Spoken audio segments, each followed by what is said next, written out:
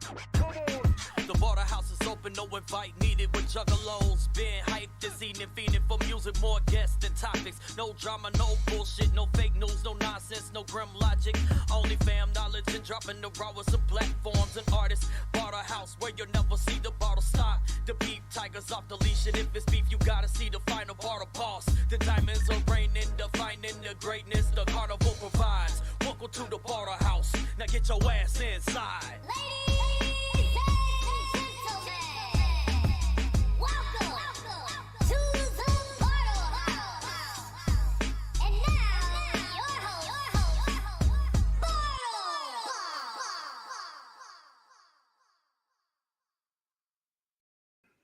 Yo, what's good, family?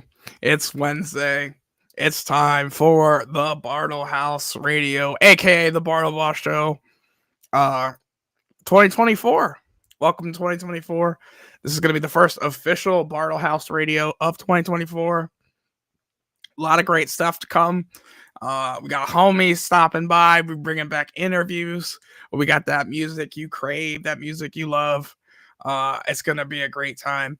And speaking of the homies, our very first guest of 2024, man, I'm happy it's this guy. I've at least seen him perform probably 4 or 5 times this year already. Nate Money in the house. What up, Nate Money? What up? Yo, what's good, my guy? Not much, man. Just chilling. Man, I'm happy to have you on. I've seen you so many times this year. You've been fucking grinding this year. Yeah, having a good time playing shows, man. 2023 ended up having some good ones, man. Yeah, you had a lot of shows. Yeah. I think the first time I saw you guys was that Scum show they put on. Yeah, or no, Cody Manson. Oh, no, that's right. It was the Cody Manson show. Yeah, I remember. Y'all killed it. Thanks, brother. Now, all the shows you did last year, what would you say is your favorite show you did? Last year, 2023, obvious choice would probably be Shaggy 2 Dope. Oh, yeah, man, that was a great show. But I have to say, The Gathering was an amazing experience, too. Even though we weren't like on, or at least I wasn't on an official stage or anything, that you know what I mean? There's a lot of people walking around. So even when we were doing our outlaw stage and shit, you know what I mean? Hell yeah. There was a nice little crowd when I did it, and it was fucking wild, and I had a good time. Yeah, man, I heard you guys killed it. Zombie Cult in the chat. What's good, Zombie Cult? We'll be getting the homies on in just a couple weeks. But fuck yeah. So we got a lot going on tonight. You got some news you've been dying to drop on people, but we're gonna put people on ice a little bit because we got to play some music too. You guys had a couple albums dropped this year. I know True Punk Rap dropped 420, I believe. Yes, it did. Yup, it was 420 for that. Hell yeah! And then you also had your Bloodlust had As Above, and then you had the Death Click album drop. And then I had the Death Click. Yeah, had Death Click dropped on, I believe, Halloween. Hell yeah! Yeah, hell yeah. What'd you think of the Death Click album? I've listened to it here and there, but I haven't got a chance to sit down and just like listen to it front to back yet. Oh, that's cool. But, I know you played a few songs for me though. You know I love the guys. I thought you did a listen. You did a listen to that album. I remember the EPs. You did a whole. It all blurs together, honestly. Yeah. I listened to so much music in a week preparing for the show. Hell yeah! But you know, with that, you also filmed a handful of music videos. Yeah.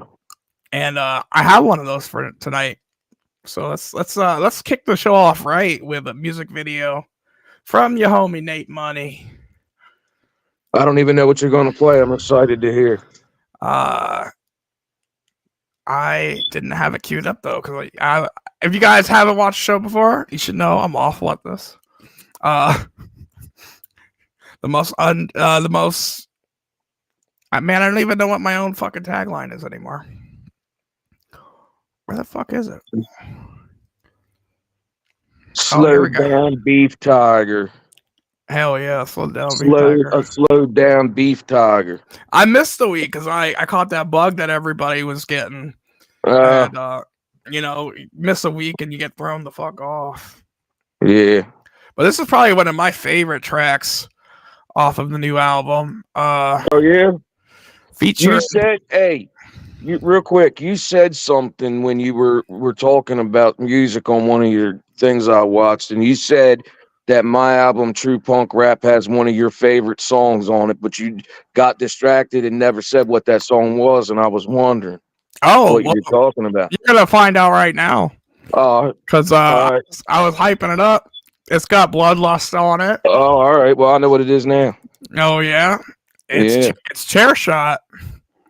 Hell yeah, man. Let's peep it out.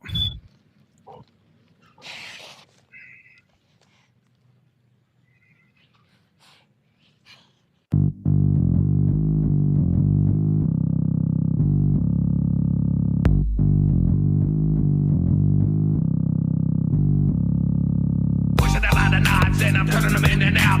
Turning them once or twice and I'm making the blood sprout. I feel red, the bloody shed, I'm seeing red. Picked the wrong battle, now your ass is dead cause of what was said. They wanted to talk about shit, I just get it done. Forgot my knife, so I hit you with the chair I'm sitting on. I swing so hard and quick, now your brain's a veggie. Now your head's aching like you smoked leaves and Reggie. The brown brick shit full of stems, see. This folding chair is handy when I do my deeds. The talk is cheap, so you can eat my seed. I crack your fucking skull, I crack your fucking teeth. Cause it's straight ass, dust to dust. I leave your ass kicked when I get the mic and bust. There ain't no fucking rhythm to the trash that you speak. So now you're here by a chair swinging free. A blast on the spike like a bullet out the crow. Leave you dizzy like a chair shot to the dome. Blast on the spike like a bullet out the crow. Leave you dizzy like a chair shot to the dome. Blast on the spike like a bullet out the crow. Leave you dizzy like a chair shot to the dome. Blast on the spike like a bullet out the crow. Leave you dizzy like a chair shot to the dome. I live in a club. As I approach the bartender, ask what I can get ya. I notice shorty staring from afar. Don't know we're bucking, but I know just what she wants. I pimp, stroll, roll on up to her and ask her what can I do to ya. She said duct tape, breaking handcuff. So I decided to call her bluff. Walking out on a bitch boy, started running his mouth, fucking massively. He don't realize he's gonna be a casualty. Well, I turn around and see her noise swinging back at me. I took a step to the left, then looked his eye. He didn't flinch. Well, this car came to him, bitch. I'm in a pinch, then I noticed something that would hurt him a lot. My finishing move was a chair shot. Blast on the spike like a bullet out the crow. Leave you dizzy like a chair shot to the dome. Blast on the spike like a bullet out the crow. Leave you dizzy like a chair shot to the dome. Blast on the spike like a bullet out the crow. Leave you dizzy like a chair shot to the dome. Blast on the spike like a bullet out the crow. Leave you dizzy like a chair shot to the dome. What a chair shot. Leave you dizzy like a chair shot to the dome. What a chair shot. Leave you dizzy like a chair shot to the dome. What a chair shot. Leave you dizzy like a chair shot to the dome. What a chair shot. Leave you dizzy like a chair shot to the dome. Hell yeah. That's the first time I've ever seen you do music videos on here. Oh yeah, every once in a while. I've been trying to update the system so we can do shit like music videos. Yeah, that's pretty cool, man. Yeah, we improve it every day. Nice. We just got to replace the host. But yeah, man, I love that song. The music video is even fresher because you get to see all the fucking wrestling clips in the background. Thanks, man. I'm glad you like it. I think it's funny too, just seeing Bloodlust chilling on the couch because Yeah. every time I see the dude, he's up and about and acting wild. Oh yeah, man. He can be chill sometimes. Man, I love him.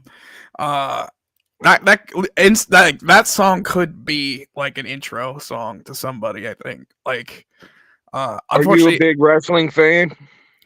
In like past years, yes. I stopped watching just because there's so much, and I can't keep up like with 4 or 5 different companies, 3 shows a week. It's so hard to keep up. Yeah. But I do watch the replays and talk to the homie every week about wrestling and shit. But I couldn't tell you everything that's going on in the wrestling world right now. I like Nick Gage, Nick the Gage. Underground Deathmatch King. Hell yeah! I'm a big Moxley fan myself. I've always liked Ambrose and then Moxley when he joined AEW. Yeah. I mean, I like him too, but Nick Gage is my favorite. Hell yeah! He's on the intro of the Death Click album. I missed that. It must have went right over my head. That's so cool. He's fucking Ruthless Rob hooked that up, and it was a surprise for me, and it was a dope surprise. That is a dope. He's had some cool call outs too for Maggot Mouth. I know Jay himself did like a little promo cut. He's had all kinds of cool stuff. Super fresh. Shout out to the homies in the chat. Malachi Odinson, Zombie Cult, Cruel Hand Luke, of course, in the fucking chat. And the homies. What up, Cruel Hand? I'll see you on Saturday, man. Hell yeah. We'll be talking about that. But let's fucking talk about it now. I got the fucking flyer here. Nice. You're prepared. Yeah, sometimes. You did have a birthday recently, so happy belated. But thank you. This is the double birthday bash with the homie Gunsmoke as well. Yeah, me and Gunsmoke are from the same town, and we're damn near the same age. I think he might be a year older than me, but we're from the same town and we're damn near the same age, and our birthday's 2 days apart. So it was a good fit for us to have the birthday show together, and I'm looking forward to it. Hell yeah. And man, that lineup, it's all the regulars you see around here. The guys that are really holding down the scene here in Pennsylvania, Maryland, Baltimore area. Yeah. We got definitely, man. It's good to have a scene, and you know what I mean. The scene kind of, in my opinion, kind of got back rolling real hard after the COVID shit died down. But while COVID was going, me and Gunsmoke and Bloodlust and Old Man West were in my garage doing them live stream shows and shit. And then once fucking COVID let up and we were able to go out again, we were all rolling. You know what I mean? You did live streams and shit. I did not know that. I'm gonna have to dig deep on the internet and try to find them. Truth be told, it's not too hard to find some of the shit. If you just type in Nate Monty and go down, it'll be like one of my music videos just fucking sitting there. You know what I mean? Yeah. I know. I started watching the Bloodlust videos on the Crypt Keeper page on YouTube, and I noticed you guys like to hide like secret music videos and like fresh ass things in those videos. Yes, and I'm glad that you have taken a look into that. You know what I mean? Because I try to make the shit not so long and complicated, because people don't have the same attention span they had back before the internet and all that shit. You know what I mean? But at the same time, it takes a little bit of that to make the shit have a story to it. So, like, I try to find a balance with that. Hell yeah, it's definitely fun to watch too. The whole story unfolding, and I feel like it gets wilder as it progresses. And if you guys, brother, this is the thing. It's going on right now. I'm living it. I'm living the story. It's happening right now. The Tomb of Terror, which is what I wanted to tell you about, is a piece of this puzzle, man. Hell yeah. So I don't know if we're ready to talk about that or not. We can wait a little bit, but it's something I really want to let you in on. Bro, if you want to talk about it now, we definitely could talk about it now. Well, you started talking about the Bloodlust episodes, and that kind of led me to thinking about this, because there's an episode where I visited the Tomb of Terror, and if you find it, that's great. But I'm not even going to be like it was this episode on this or that. But it's in there. And I got brought to the Tomb of Terror in the graveyard that I worked at when I was like 15, doing like fucking weed whacking and mowing the lawn and shit like that, right? Yeah. Well, I got brought to the mausoleum there. Thing about it is, it's more than a mausoleum. That's what this is about. Hell yeah. And let me pull up the graphic. Yeah, go ahead. I have it here. Tomb of Terror. Man, such a wild cover, my guy. Yeah, I'm glad you like that. And I want to shout out the guy. Hold on, why I got skinny as a motherfucker. My little shit. Look, it's like my middle finger. Look. Oh, yeah. See that? I need to get rid of that. Yeah, all right, cool, bro. Thanks. Yeah. Anyway, yeah. Tomb of Terror. This album cover was done by a guy that goes by the name of Pleatherface. Pleatherface, fresh. Yes, he's a great artist, and he's into the underground scene and the shit that we're into. And he doesn't charge the artist much at all for how awesome his work looks. I mean, he's a good dude, and if anybody else out there ever needs any artwork done, check him out. Hell yeah! Where's the work out of? Do you know? He's out Midwest somewhere. I don't know exactly what state, and I don't want to talk too much about it because I don't know. You good? But it might. If I had to guess, he's Ohio, Indiana, Kentucky, one of those. But I don't know.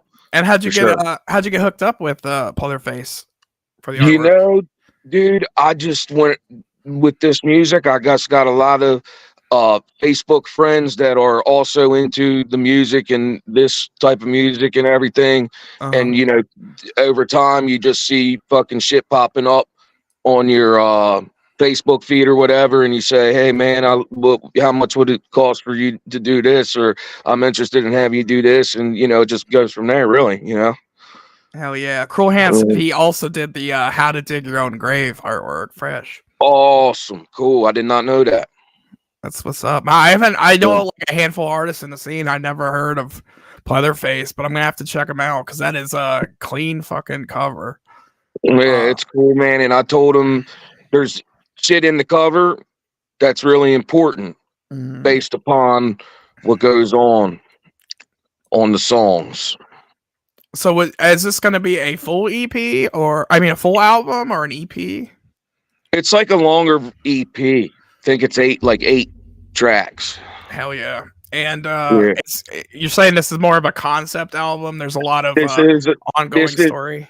This is a story that goes from song to song. This whole album or EP, whatever you prefer to call it, is a story start to finish. Hell yeah. I'm excited. Can we expect any of the regular faces on the album? You don't have to give away too much. No, I'll tell you, this album, well, see, this is the thing about it. The Tomb of Terror, the individuals that are on the songs also dwell within the Tomb of Terror. You understand what I'm saying? Yeah. So let me tell you what the Tomb of Terror is. Okay. You go up to the door of that mausoleum, right? Right. You knock on the door. It opens up. You see the door greeter, which is me. Hell yeah. Okay. And I'm there to lead you and to watch you go through the 7 layers of hell. It's a staircase. Hell yeah. You're kind of like Virgil in Dante's Inferno. Well, you know, fresh. to be honest with you, I've never even seen that. But this right here it came to me, brother. You know what I'm saying? It came to me in a 2-month or 3-month period. I started working on this in October around Halloween. Right. And it's just one thing after another. It just popped off, and I got it done really quick. Hell yeah. Cruel Hand Luke wants to know, what's the sound of the new album? No, I'm glad he asked, because with what you know, not a lot of people might not have heard my music before, but I know you have, so I'll talk to you. All right. You know what I'm saying? my music has been punk rap, rap metal, new metal, with an obvious Juggalo influence behind it. You understand what I'm saying? Right. This right here does not have heavy guitars. This shit is spooky. You understand what I'm saying? This is influenced musically by Hell's Pit. Don't say that to me. Don't say it break my heart saying that. Give me something other than Hell's Pit. The more scary tracks on Riddlebox, like Old Evil Eye, Cemetery Girl, Mirror Mirror from Twisted. It's very creepy and atmospheric. Hell yeah. You know what I'm saying? And I have another punk rap album that I've been working on that has like 7 songs already done. Right. But the thing about that is I already have, if you count Death Click, it's 4 albums. You understand what I'm saying? Right. 4 albums. I already have 4 albums of that kind of music. You understand what I'm saying? Right. And that's not all I listen to. That's not all I like. You know what I'm saying? So this just fucking is what I got inspired to do. And I said, fuck it, I'm going to roll with this. You know what I'm saying? I'm excited because like, that's the one thing like people like universally agree is like ICP and Twisted and some of the underground artists that do like the really atmospheric, like story driven music, like those tend to be their best songs. And I'm excited to see what you did with that genre. Yeah, I mean, it was something that I like always have liked those songs. Mm-hmm. But the story had to come to me in order for me to be able to do it. Right. You know what I mean? Like I'll get on a beat and make a track, but to make a story that's a different way of doing shit. Shout out Clown Devil Boy in the chat. What's good, my guy? I hope to see him at the show on Saturday as well. And of course, Ashhole has to be here as well. Yeah. I'm bummed I'm not going to be there Saturday to kick it with y'all again, but I know y'all are going to have a great time, and there will be footage. Speaking of footage, I also have footage that I need to upload yet of you guys from the last show you did. Well, I think you did one after, but man, yeah, Xmas. I had a great time with all the people there and all the other artists, but the sound guys at that venue that night were whack. They were. Yeah. Yeah, Gunsmoke gave me the whole fucking rundown after the show. Yeah. He's like, they had another show and they didn't give a fuck about us fucking underground kids in the back in the basement. Yeah, well, I mean, I ain't a way to do things. Right. You know, everybody that's there is at your place that you do business at. You don't want to act a certain way to anybody. Everybody's there buying your drinks and buying your food. You know what I'm saying? It don't matter it don't matter what show you're at. You know? I think you'll see that a little bit when I do end up uploading the footage of your set, because like I tried to edit it out as best I could, but First off, the one thing that pissed me off is when I went up there, they kept Old Man West's name on the shit. He didn't even like bother changing it. And you're like, I'm Nate Money, I'm not Old Man. And then, you know what I'm saying? It was just like, well, all right, whatever, man. I did my best with it. Right. And then you could hear some microphone feedback for sure, especially in your set. But I feel like what they did to Old Man was the worst. I wanted to hear Old Man West so bad because I haven't heard him play in a year, you know?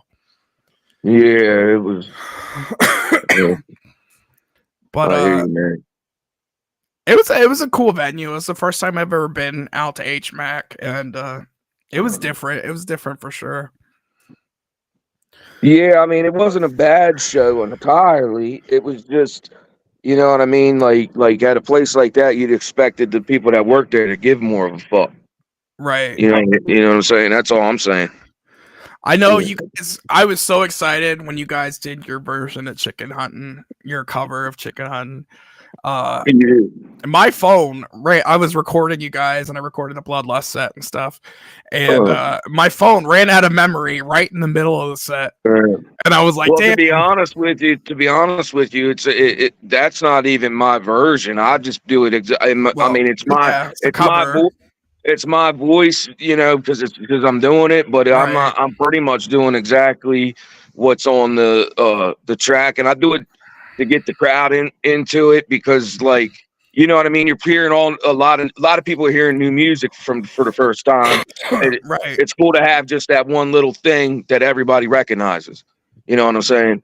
I just thought it was dope seeing you guys do it. You know, yeah, I appreciate it. I'm a sucker for covers, and you guys and the Christmas get-ups and just going wild with it was a good way to end, like, wrap your setup, especially for Wicked Xmas. But yeah, my memory fucking ran out, and then I had to quick, like, mad dash delete shit on my phone to make room for Gunsmoke, who was on after. Yeah, it was like Gunsmoke, just go slow. I need to get my memory cleared. Me and Gunsmoke have a new track together we're going to do at the show on Saturday. Oh, I'm excited. I hope somebody gets footage of that for me. Yeah, yeah. But fuck yeah, let's play some more music. You know, we talked about Old Man West. Let's play Old Man West's new track. This one is not loaded up in advance. Now, is this a video or just a song? This one's just gonna be a song, but this is Old Man West with Fall In. I don't wanna fall into that hole.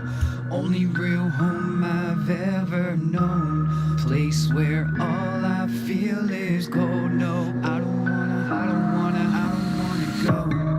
Looks like I'm standing on the edge again, staring down into that old endless oblivion. Consequences of my own device, blessed with a heart that's cold as ice and broken twice. Guts twisted up inside, eyes red from all the tears that I've cried. Y'all already know I wanna die.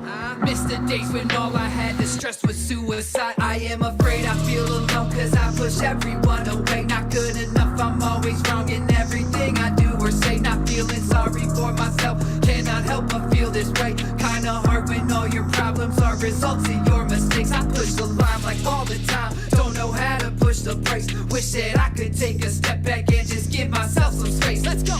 It's so depressing when the lessons hard to take. I only hope I find the strength for all these challenges I face, cause I don't wanna fall into that hole. Only real home I've ever known. Place where all I feel is cold. No, I don't wanna go. I don't wanna fall into that hole. Only real home I've ever known.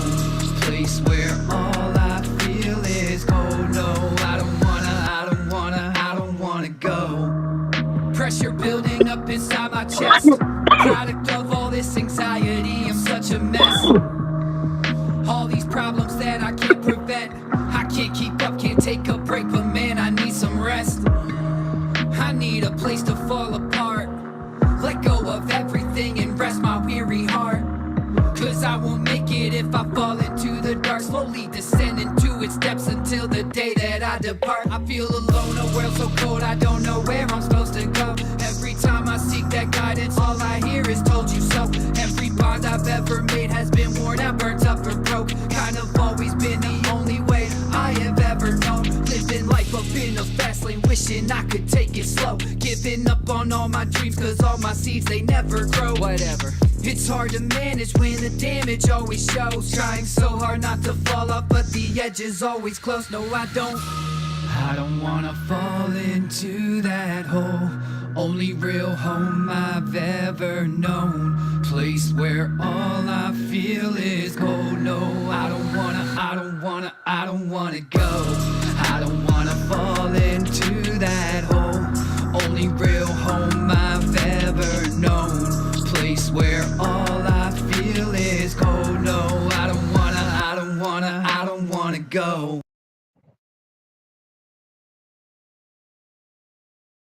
Hell yeah, that was Old Man West with Fall In. I have memories going back with Old Man West all the way to high school. Oh yeah, were you guys in the same school? No, but we were in the local like metal punk scene together. Oh, cool.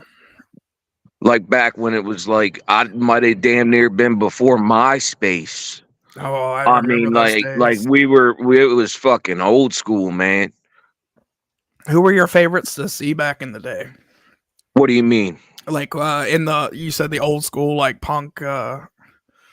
Well, back then, like we were a whole group of local bands that if I told you like any of the names, you want to know who the fuck any of it is. Probably of it is. I mean, it wasn't anything that became widely known, especially like by the time it was done. Internet was just starting off and shit. But it was good times back then for sure.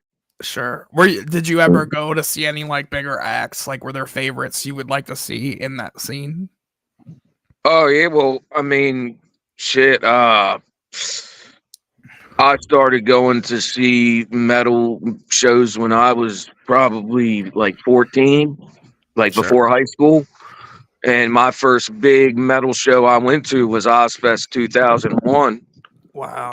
And that, believe it or not, it had Slipknot and Marilyn Manson all under one roof. And to blow your mind even more, it had Linkin Park playing before all of them. Wow. What a show. Linkin Park would not play before Marilyn Manson and shit anymore. You understand what I'm saying? That's a fucking like super big, you know what I mean? Like that's how crazy that is. Yeah. And was that your very first show? It was not my very first show. The first show I ever went to when I was probably like 9 was Ringo Starr from the Beatles.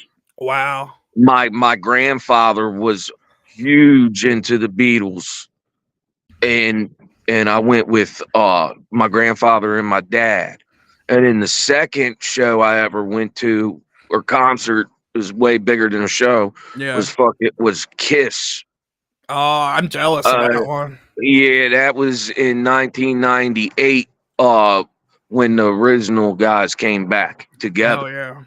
Yeah. So I've been going to see shit for I mean, a ridiculously long time. You know what I mean? Yeah. Man, I'm an old head. I like a lot of like classic rock type shit. So seeing this would have been amazing to me. Well, I mean, that's one of the first things I heard through my dad. I mean, that's super ingrained in me.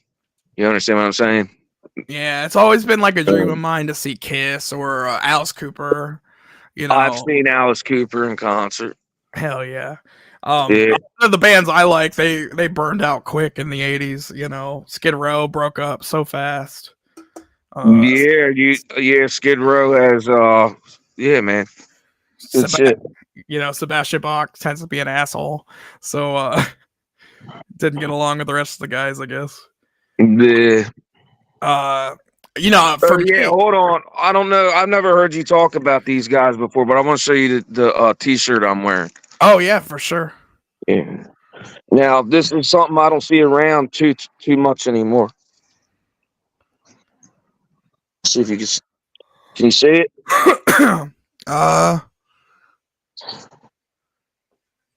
Kinda, not really. I can't see where I am on this motherfucker. That's I could make out the skull, and that's about it. Let's make you big. I can make you big too. Let me get in the light.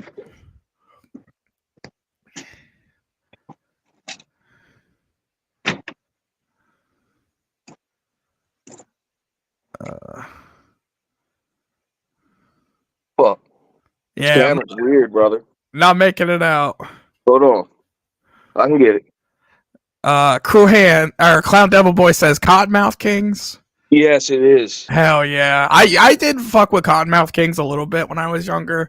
So you can't see that? A little bit. But where'd he go?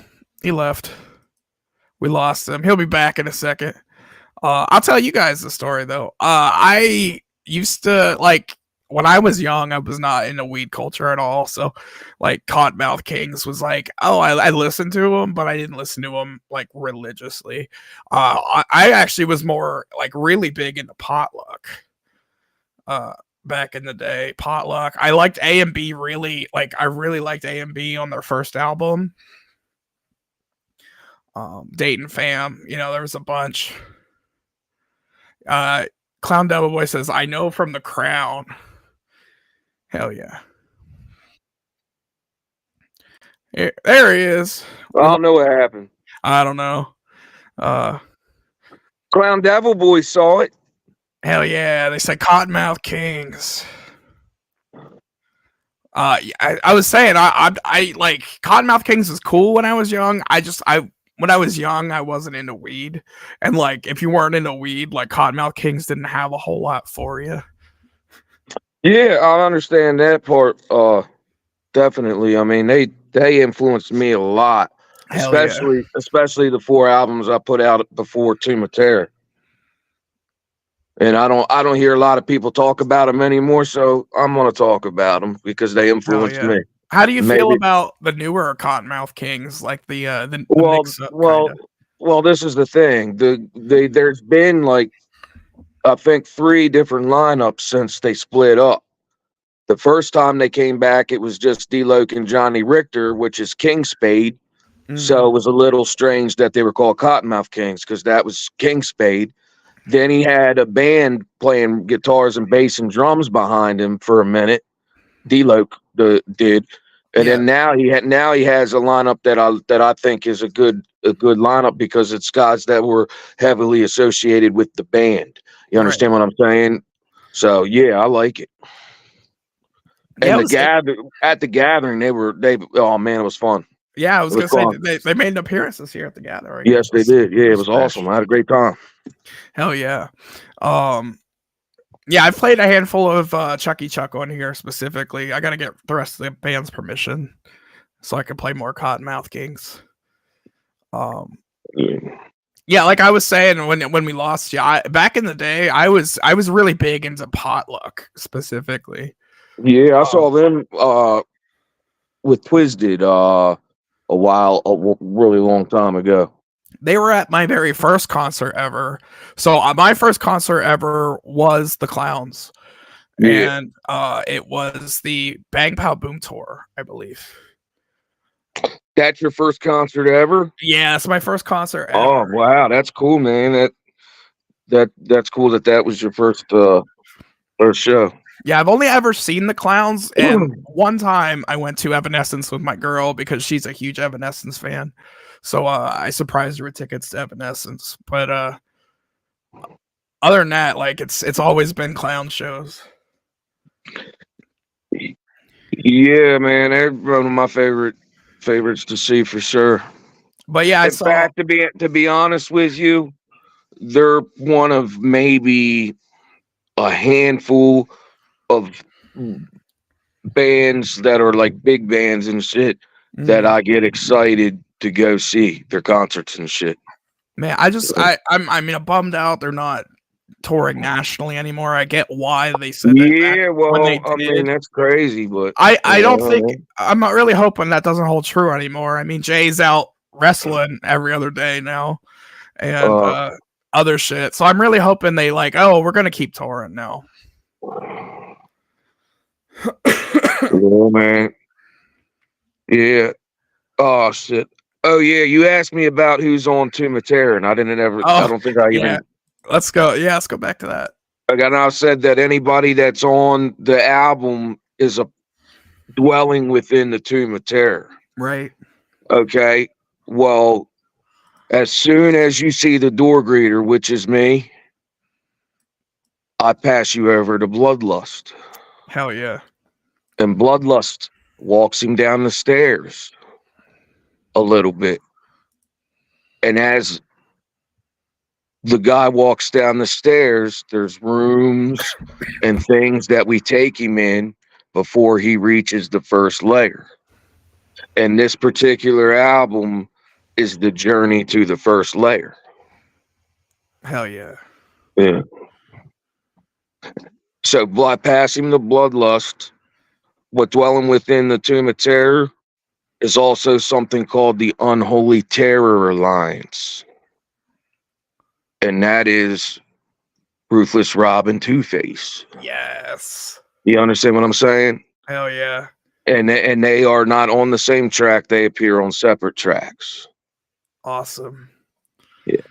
Man, I am so hyped for this already. Like just hearing a little bit I have, I'm like, take my money. You know, I need it out as soon as possible.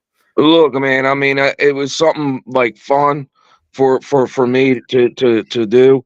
And I mean, I don't know how many people are still interested in something like that. I have no idea. I didn't do it because of that. I just did it because it was what was coming to me. But if anything, do me a favor and at least listen to it front to back once so you hear the story. We'll have to do that. I think we're gonna do that live on the channel. Well, that'd be awesome. I did it with a couple other albums, and I feel like this album definitely deserves that treatment. Well, I appreciate that, man. I had a lot of fun with this, man, and I'd normally, just put out my albums and that's that. But I wanted to come on here and tell you about this a little bit more than that. I appreciate you thought of me for wanting to fucking be the one to put this out there for people, because I fucks with you guys hard. Yeah, man, and I definitely appreciate it. And you know what I mean? It's awesome. Like, I love being around all the people that we do shows with and being around people like you that come to the shows and everything. And I have a great time with it, man. It's hasn't always been that way, you know what I mean? Playing music and not being in the right group of people that you belong with and shit. But once things work out and you find your way, you feel it. You know what I'm saying? Yeah, man. And it goes back to you guys putting on the shows this year. Scum coming through was super fresh. Getting the Shaggy show in Pennsylvania was super fresh. Like, if it wasn't for you guys trying to make a scene here in Pennsylvania, we wouldn't have shit at all. So, man, I love when the show's coming, because I'm like, oh, who's gonna be on this one? Is Nate at this one? Did Rob come up? Can we trick Rob into coming up again? I'm always at Gunsmoke. I'm always there for Gunsmoke too. Devil Boy said I killed it opening for Shaggy. I appreciate that. Absolutely. I mean, I was in heaven, man. I love Shaggy Too Dope. I mean, I mean, it's hard to put into words when you grow up listening to something and it's a part of your life when you're a kid. Nothing compares to that shit. Right. You know what I'm saying? I like bands that come out today, but I never will be able to think about it like that. You know what I'm saying? I feel that 100%. Yeah. Like Pop Evil came here recently, and I'm like, I'll go see Pop Evil. I like Pop Evil, but I'm never gonna feel like that. Like I feel for like the bands that I really fuck with at like a Pop Evil show, And what I loved about that Shaggy show the most was just we were all together. Like, I feel like all the homies were there, and it was just a fun time. Yeah, man, I had a blast. Hell yeah. But what do you got planned for 2024? What are your aspirations? What are your goals for this year? Well, I'm gonna put out the Tomb of Terror. I have a video that'll be coming out right now. I'm gonna say at the very end of January. I have a new music video that's coming out, and I'll say for the first time what that is, because it's already shot and edited on my phone, ready to roll. And that's Middle Fingers featuring Ruthless Rob. Oh my god, that's another one of my favorites. We went to Baltimore, where Ruthless Rob is from, and did it down there. It was me, Ruthless Rob, and AJ Slice. Are you familiar with AJ Slice? Oh, absolutely, man. AJ Slice always killing it in the background of your set, man. Oh yeah. Okay, cool. Yeah, man. He was in the video, And Ruthless Rob's son helped us out. Oh, Little with Rob. Phil. Yeah, no, not Little Rob. Not He's Little like, Rob. Little Rob's like 6. I don't Middle think that Middle I- Rob. This is Nick. He's Nick. like 9. He's like Okay. 19. I think he's the one we met at the Shaggy show, right? Mm. Yeah, definitely. Yeah, Hell yeah. Little. Yeah, not And Little Rob. when we were going to the gathering, Ruthless Rob was like, "Yeah, I'm bringing my son with me," and I'm like, "Little Rob," and he's like, "No, dude, No. Ruthless Rob's like 5." I was like, "Yeah, I don't think he should come." Right. Everybody Yeah. always, when I'm like, last year when I was like, I couldn't go because I watch my kids. They're like, "Oh, just bring them." I'm like, I got a 5-year-old. No, not bringing Dude, a 5-year-old to the gathering. there's people that bring their kids there to the gathering. I couldn't. It's wild, dude. I want to bring my kids there, and I bring my son to the shows. Like if my son was at the Shaggy show, Right. I'll bring my son to the shows like at regular concert venues and shit. But the gathering is not a regular show. You know what I'm saying? That shit is wild as a motherfucker, and we want it that way. We do. But I'm saying, but at the same time, it's like you don't bring a fucking little kid to a place that's like got a titty bar set up in a tent that you can see. Blowjob You know what I'm saying? contests and shit. Yeah. Well, I never saw that with my own eyes, personally. Allegedly. But you know what I'm saying? But hey, I'm not saying it didn't happen. Well, I'm sure there's a lot that bad. I mean, that motherfucking place is like a town. it is. I mean, like you don't know what's going. Like one person don't know everything that's going on in that motherfucker. You know what I'm saying? Everything's hidden by trees, and there's like 10,000 motherfuckers out there, dude. Ain't nobody fucking. There's some wild shit. As soon as the sun goes down, too, man, it gets like. The first time I went, it was 2014, and I've been a juggalo for a while. I'd loved ICP's music for a while. Mhm. I've been a juggalo for a while, and Two-Face from Isolated Beings picked me up at my apartment, and we went from my apartment in Newark, Delaware to Gathering of the Juggalos, right? And when I first got there, it was a long ride, and I was tired, and I was just like, holy fucking shit. And then you know what I mean? And then I rested and got into it, and it was cool. By the 4th day, I was tired and shit. And this fucking I don't want to say a little kid, but he was fucking young, probably like, you know what I mean? He might have been 18, 17, you know what I mean? Comes out of the woods out of nowhere, and it's just like a fucking teddy bear. And I'm fucking tired, and I'm like it's like the very last day, and I'm just walking, and this motherfucking teddy bear comes up and starts talking to me. And for a second, I start thinking, like, what would this be like if this just happened at Walmart or something? Right. Like, do you know what I'm fucking saying? Like, this is some wild shit, man. I love it, though. I love it, though. So I went in 2019, and I'm trying to go this year. I try to go every year, and to answer somebody's question earlier, the goal is always to try to go, but everybody says they're going until like the month before, and then life hits people. So all plans ahead are to go, but I was telling my girl some of the stories because she is so removed from anything ICP, and I was telling her some of the stories of when I went, and she's like, I have a funny. Why do you want to go to that? Don't let me forget to tell you a funny story about a girl that didn't like that shit and went to one of the concerts. Dude. Oh, I'm for it, man. Hit us with. Dude, it was like let me think of what year it would have been. I'm gonna say maybe 2010.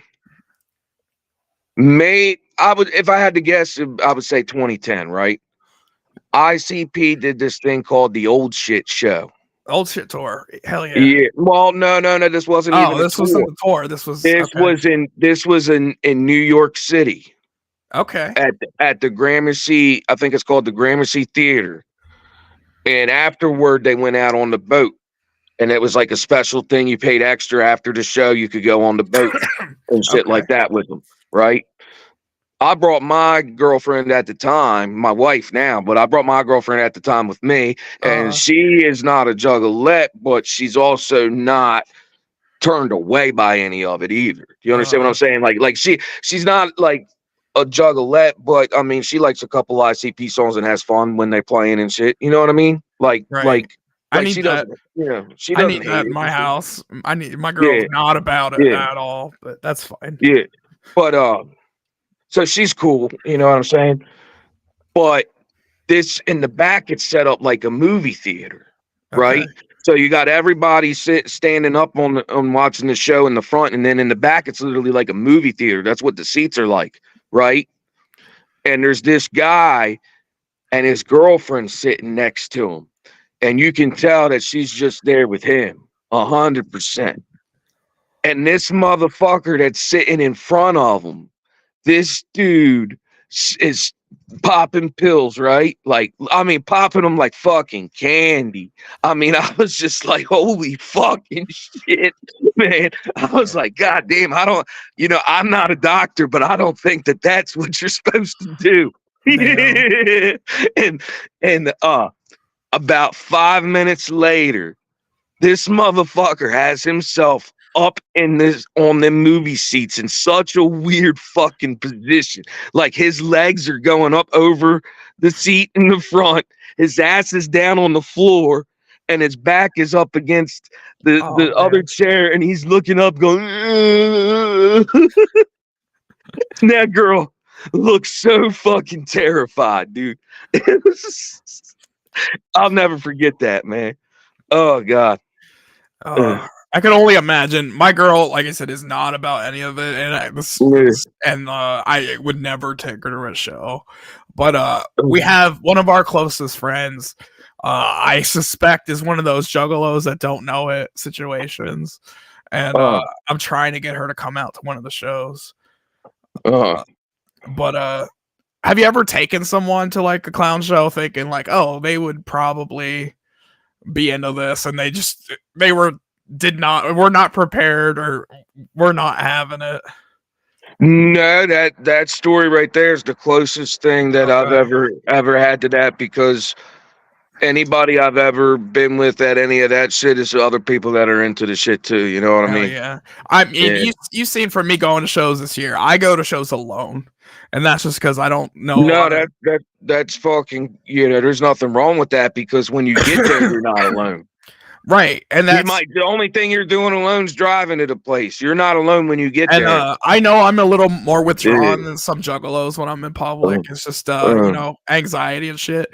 But you can come up and talk to me. Like I will. I've always had friends that liked ICP, but there's been times where it didn't work out for anybody to go, and I went by myself. Right, I love going to shows by myself because I don't got to babysit anyone. Eye on anyone. I just worry about myself. I mean, would it be great to be able to get fucking a little sloppy and get drunk with y'all? Yeah, that would be awesome. But maybe one of these days I'll get it down there to Shamrock and I'll get a room so I don't have to fucking drive. Yeah, that'd be cool, man. We'd love to see you down there one time. Yeah, man. It's definitely on my something to do this year list, including going to the gathering. But yeah, we were asking you, do you have any other big plans for this year? Well, I'm gonna be putting out the Timotare, and I don't have a release date yet. I'm still talking about it. I have them, it's done, it's ready, but I'm not putting it out until it feels right. But it won't be too long. Hell yeah, it won't be too long.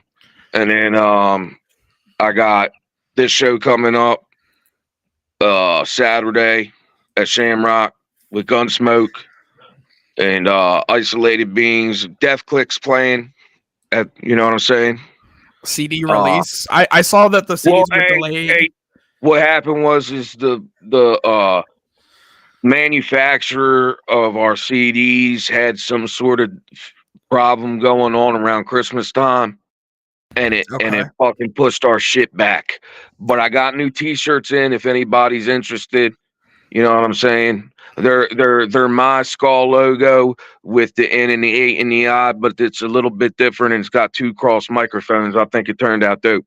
Hell yeah. I wish I had pulled up a picture of that. I could probably pull up one in a little bit here. But hell yeah. I saw the t-shirts. I'm bummed they don't go to 5X, but that's just me being a fat fuck. If I know, I can get one made for you. All right, we'll talk. Yeah. I definitely need to be repping my boy Nate Money. Yeah, lots of people on this fucking bill. Isolated Beings, Ruthless Rob. Is he doing a separate set as Rob too, or is he just doing ISO? If what I believe is going to happen is they're going to be doing Isolated Beings and Ruthless Rob songs. Okay. So when Isolated Beings is performing, they will also be doing Ruthless Rob songs. Hell yeah. Yeah. And then we have Death Click, Grim Smiles, Yeah. Killer Society, of course. Yeah. Trigger 13. I don't think Trigger 13 is from Baltimore, around where the venue is, and they're a punk rock band. Yeah. They did something with us in 2023, and it has a good time, and they were good people, so I brought them out for this. Hell yeah. Yeah. Bloodlust, of course. Old Man West, 3XG Spits. Homie. Do you know 3XG Spits?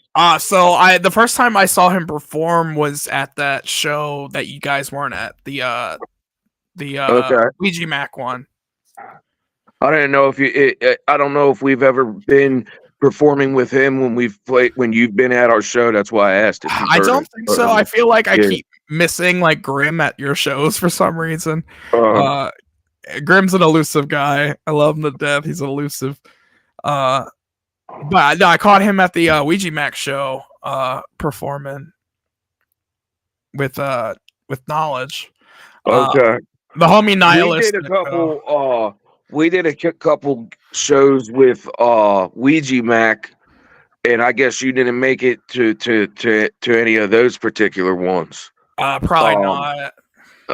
They were one of them was at HMAC, and one of them was in Maryland at the Cafe 611.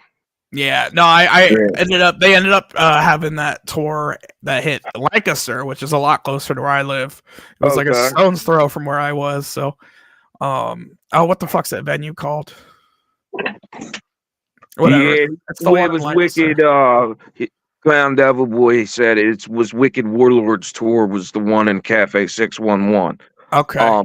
I don't remember the name of the one that we did at HMAC, but that particular show we did with Ouija Mac at HMAC, it was probably 2021. It's one of my favorite shows I've played. That one there was all of the ones I've done with any of those artists have always been awesome, but that particular night there was the feeling in the air was different. It was a good one. Yeah, man. I wouldn't have seen anything back then. So it's just recently that I've come into listening to, not just the Clowns. It probably up like in the last 2 years. I've really grown. Wow. Yeah, I was strictly Clowns for the longest time, just because of where I lived and not really having. Like, I always tell people stories of like when everybody was listening to fucking Tech Nine and fucking Hobson and them when they came out. I didn't really know about them because I didn't have the internet and I didn't have homies. Tell me about. I remember when I first met somebody that said that they only liked Twisted. Yeah. And this was back before the split happened. This was, and I was taking. I mean, I like Twisted. I wasn't saying nothing bad about like not liking their music or nothing. I was just saying that I like back then, like when I first heard about ICP. If you said you like Twisted and not ICP, you'd got fucking smacked. Right. Yeah, I mean, like for real. You like back when I first found out about ICP, you Oh my God, I can't even. It was probably like, well, I found out about them in '97 on MTV when they got dropped from the Disney. Yeah. I seen the little news clip and seen a piece of their music video of Halls of Illusions, and that was the first time I ever saw them. But I never looked into them after that. I was really young, you know what I'm saying. And then the next time I heard them was Woodstock '99, and then after that I got Bizarre, the question mark one, the good and one. Got it. And we're going way back to a whole different time. I mean, you know what I mean? The whole way everybody was about it was different back then. Like once you wore one of those shirts at your school, it fucking meant something. Like if you wore an ICP shirt back then, you were with a group of kids that was like, oh, okay, you're not a normal kid. Right. Like it was way fucking, ICP was way different than like wearing like a fucking Korn t-shirt. Oh, ICP, I remember. I mean, it was something. I mean, it was something completely different, and I'm glad that I got to see that when I was young, because it was fucking cool. Yeah, I remember like getting my first job at like 17, and finally buying my own clothes. And I went to Hot Topic and I bought like 5 or 6 ICP shirts, and that's the only thing I would wear ever. And I was the only juggalo in my school. I was the only, and everybody just fucking like, oh, he's the guy with the creepy clown shirts. But I was clearly like, you know, like, oh, he's that kid. You know, scrubby fucking juggalo kid. I forget where my point was for that whole story. Doesn't have to have a point, man. Yeah, man, I got lost on the way. Doesn't have to have a point. A train wreck. So there was a point there somewhere. But yeah, I remember back then, like it was a different time. But I didn't find shit when everybody else found shit because I was kind of secluded and didn't really like. I just fucking found the internet scene. What was the first album you found from them? Shangri-La was my very first album. I ended up, this is a really old sentence, but I ended up renting Backyard Wrestling at Blockbuster, and I was playing it. I was absolutely loving the soundtrack, but like only really the clown songs. And I went out to the flea market, bought Shangri-La like within a week. It was the copy that has the seminar disc in it and everything. And I wore that CD out, went out, I bought Bizarre after that, and then I ended up getting like all the fucking Joker's cards. And then Hell's Pit came out, and I remember picking up Hell's Pit and absolutely hating it. And it was kind of like a moment where I was like, okay, is this like what it's all going to sound like now? Because I don't want to listen to that. But, and then I got the Tempest, and I was like, oh, I love, the clowns. I always love the clowns. Went to Bang Pow Boom tour, That's his history. So I've been in it for somebody said that the point was the friends you made along the way. That's what some Ultraviolet said that. Yeah, that is always the point. Friends you make along the way. Crowhand Luke says, you want to ride bikes? My fat ass does not want to get on a bike. Yeah. Let's play a song. I feel like it's been a minute. And I haven't ridden bikes in a while, but I was riding bikes for a while, like BMX for a minute. I was getting off halfway. I learned a couple fucking tricks, and I was riding and I was having a lot of fun, man. And it was like something I did for exercise. But guess what happened? I had a daughter. Oh, that'll do it. And then I had another daughter. And I guess who doesn't do that anymore? Me. I don't have the fucking time. Yeah, kids be doing that. Yeah, it's all good, man. That's I kind of took a break from the scene a little bit because of having kids and just not having time. And this was like the height of, you know, the divide and fucking FBI bullshit. And I came back and I was like, this is the first time I ever found Juggalo internet. And everybody's like, oh, you know, CPN, you know, Chuck Reed. I'm like, I don't know who the fuck anybody is. Yeah, it's funny you bring that up.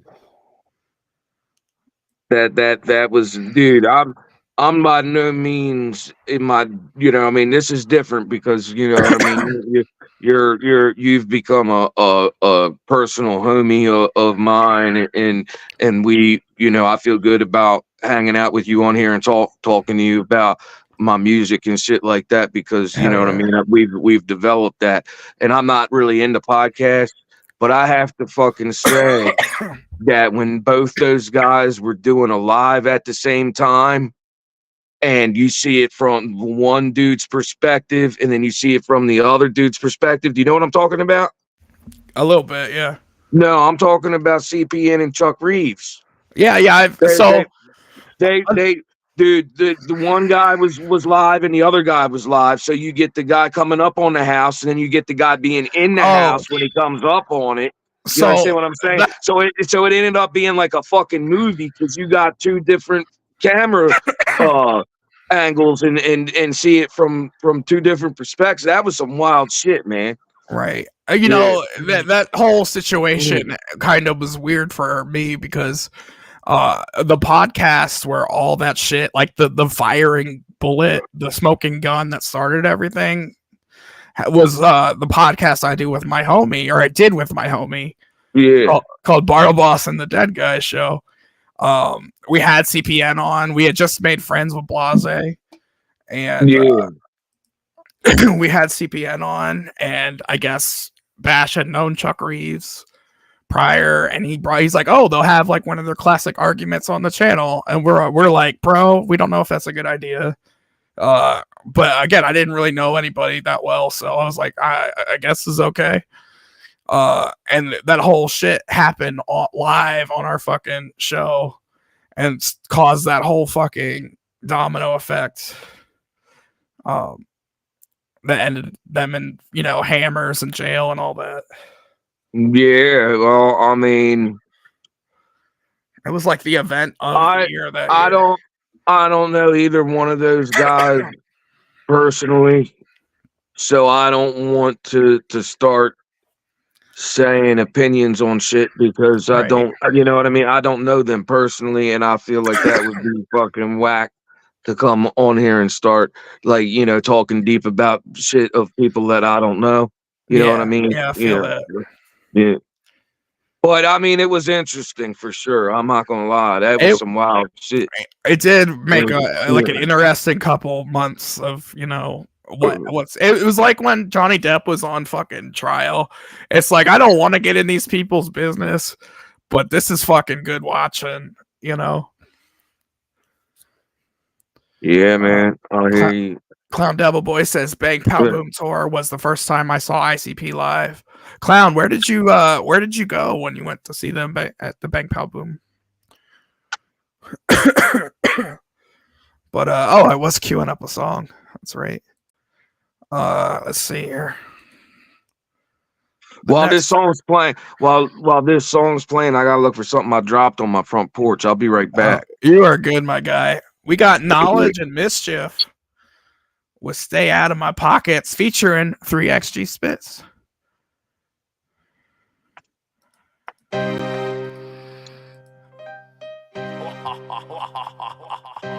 Let's go. 3X. Knowledge is hip hop. Street soldier. You know how I do. What's good? Fuck 'em. You gotta watch.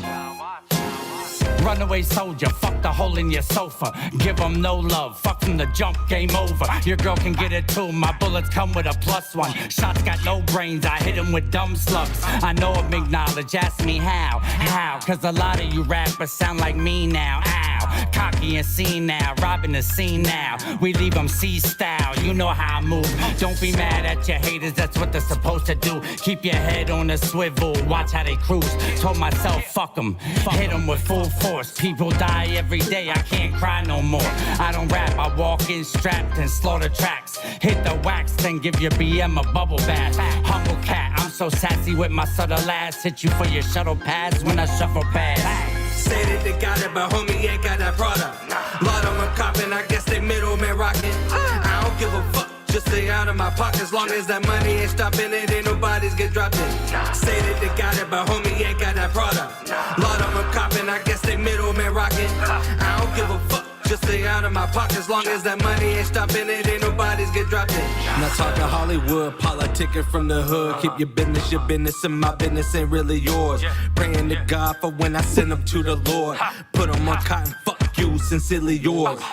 Boom, bang, pop, I make the fucking beat hot. Every time I grace the mic, they overstand like overbites. They all want me cause they heard about the Cobra pipe. Never leave them hungry, fill they tummy with the sherbet lights. Leave them runny like the eggs ain't even cooked on high. Cross the line, but today I got time cuz got sorta a rhyme buzz. Bees out in the trapolated. See my competition, how they mad at I finally made it. It's sad how they constipated, but I don't never stop. Every week I'ma drop dope shit, make them dope sick. When my flow kick, got plenty of grams. Yeah, I been the fucking man with the presidents in my hand. Say that they got it, but homie ain't got that product. Lot of them copping, I guess they middleman rocking. I don't give a fuck, just stay out of my pocket. As long as that money ain't stopping it, ain't nobody's get dropped in. Say that they got it, but homie ain't got that product. Lot of them copping, I guess they middleman rocking. I don't give a fuck, just stay out of my pocket. As long as that money ain't stopping it, ain't nobody's get dropped in. Funny how they act after they know that you doing it. Heard you living the dream and determined to ruin it. Focus on your own bag and stop all the stupid shit. Keep your enemies close, gotta watch who you cruising with. No room for envy in my circle of crowd. Once they show they true colors, ain't no working around it. You read that envious expression all on that blue face and feedback about the greenbacks that you make. These yellow belly suckers and these wannabe hustlers need to know that what you used to be doesn't mean nothing. Want a damn thing stop, another single we crushing. And it's a motherfucking problem with lingo on production. No introduction, just adjusting to us being the focus. Flow so hot, you fuckers needing a roach clip. And street 2, we don't always be on that woke shit. We smoking way too much, homie, and you know this. Say they got it, but homie ain't got that product. Lot of them copping, I guess they middleman rocking. I don't give a fuck, just stay out of my pocket. As long as that money ain't stopping it, ain't nobody's get dropped in. Say that they got it, but homie ain't got that product. Lot of them copping, I guess they middleman rocking. I don't give a fuck, just stay out of my pocket. As long as that money ain't stopping it, ain't nobody's get dropped in.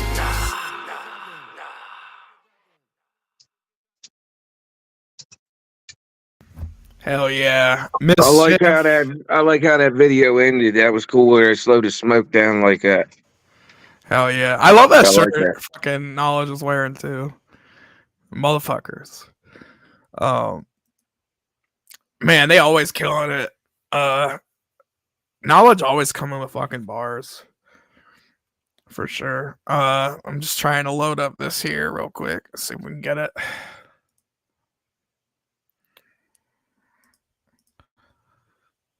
Dead air. What are you talking about? Ain't no dead air. Word. Yeah, there it is. Cool. Thanks, brother. Appreciate that. Hell yeah. This is the Nate Money t-shirts you have out. Where could they go to pick up one of these dope ass shirts? It's very simple. Just go to me. Go to Let him. me know. Let me know you want one, man. I'll send it to you. I ain't gonna fucking steal your money. Hell yeah. I just mailed one out to a guy that you know what I mean, that wanted one. You know what I'm saying? Fucking just DM me. Say you want one, what size? I'll let you know the PayPal or the Cash App, and I'll send it to you. It's that fucking simple. Hell yeah. Let me know. And just make sure you make sure on that message you just give me your the address you want it shipped to. That's, you know what I'm saying? There you have it. Hit up the man direct. Get your Nate Money t-shirts. I'm Nate Money Cryptid on Instagram, and I'm Nate Cryptid Russell on fucking on Facebook, or you can just hit up Nate Money the page on Facebook, and I'll see that too. You know what I'm saying? Yeah. Man. If you can't find it, find me on Facebook. I'll send you the right way. But good luck finding me. Anyway, man, it's been fresh having you on. Yeah, dude, I'm kicking it, man. I'm enjoying hanging out with you. Fuck it. Love it, man. What else would I be doing? I haven't done an Watching interview, TV, motherfucker. You know, I haven't had a homie on in at least a month and a half, 2 months now. Yeah. And it's I love this. I miss this. Yeah. What was I gonna say? I forget what I was talking to you about. Oh shit. The homie Flea. Oh yeah. I do have a show a month coming up through April. All relatively local from Pennsylvania through Maryland. I mean, I'm open to doing some other things, but so far I haven't seen anything else that was put together yet, and everything like that. But I'll be having more after this birthday show. I'll have let everybody know about the next Shamrock one. You know what'll be going on after this one, and then in February, with Gunsmoke and Bloodlust, and a group of guys from Pennsylvania or Philadelphia area doing a show, an underground rap show in Philadelphia. Actually, it's not really in the city of Philadelphia. It's right outside of Philadelphia. On the outskirts. Yeah, right outside of Philadelphia. But the guy Draco, which he was at Gunsmoke's Wicked Xmas, remember? I don't know if you remember him or not, but did he play after or before Gunsmoke? No, crud, I don't remember. Oh, okay. I don't remember. I pieced out after the Gunsmoke set because I had to get back and watch the kids. But he put it together. It's gonna be me, Bloodlust, Gunsmoke, Old Man West, and Draco, Judah Priest. Okay. Judah Priest. Oh shit. And there's some other guys on there, and I hate to say I'd have to look up what I got sent on a message. I feel you. But yeah, it's I'm looking forward to that. And then in April we're coming. How far are you from York, Pennsylvania? Oh, it's drivable. Okay. 45. Good. I'm glad I mentioned that to you then, because I'm gonna hope that you come. Do you remember where in York? It's called the Kennel. The Kennel. I'll have to check into it. The Kennel at West York Inn. Okay. Have you ever heard of that? I've heard of it because I know somebody else did a show there, but well, right now it's me and Bloodlust on there, right? Because it's so far away right now. But me and Bloodlust played there in 2023. I don't remember what night it was. Mm-hmm. I don't remember what month or nothing like that. God damn, I realize how fucking stupid I am. You did so many shows last year. Jeez. But yeah, I have no idea when the fuck it was. It was 2023. Yeah. But it was awesome, man. It was a cool place. And it has people that just hang out there already, because it's two down where we play. It's a room that has a stage and is music, and then you go through a door and it's a restaurant and bar, right? Oh, cool. So there's people that are there in the bar that like going there, and then they go through the door and check out the artists or bands when they're playing, right? And there was people there and it's a punk rock venue, which to be honest with you is my favorite stuff to do. Like that's what I do those, and I do the Juggalo shit. Yeah. That's what I feel like my show works with. Mm-hmm. You know what I mean? And that was a good night. It was fun, and it wasn't even like it was the biggest crowd in the world, but the people that were there was just right. You know what I mean? It was just, right. You know what I mean? It's just I played shows where there was a good bit of people there, and I still just something didn't feel right. You know what I mean? No energy in the crowd or anything. Yeah, I mean, it's just you can't put your finger on it. That's cool. I'll have to check it out for sure. It depends when it falls, because Like I said, all of my intentions are for the gathering this year. Are you intending on trying to hit any of the big festivals, gathering, any of the other big shows that come out? The gathering. Hell yeah. The gathering. I mean, my squad that we rolled with to the gathering. I mean, like we were already friends, but that trip just made us all so much closer. Like the whole group has been talking since that trip. You know what I'm saying? Like the whole group. You know what I mean? Like I would have been talking like to Bloodlust on a regular basis. I probably would have been talking to Rob on a pretty regular basis. You know what I mean? But this is like the whole group of motherfuckers that went with us. You know what I mean? It was just a great time. Yeah. Hell yeah. I'm hoping y'all gather again this year. I'm hoping I'm there. I really do. So she asked if we camp or got a hotel. The first time I went, I camped. This last year, the one that I was just talking about, Ruthless Rob got a hotel and let everybody stay in it since I drove him. So, and in all actuality, like I wouldn't have had a problem with camping, but at the same time, if he's giving me a free place to stay and you know what I mean, then I'm gonna, it's always nice to have a bathroom and a shower, Yeah. Especially well, I think that the camping part is a part of it. It is. Because, I feel this is the thing. Like for me, I already did the camping thing. Like I consider myself to be cool to get a hotel because I already did the camping thing. Right. You understand what I'm saying? Yeah, you got to do it once at least.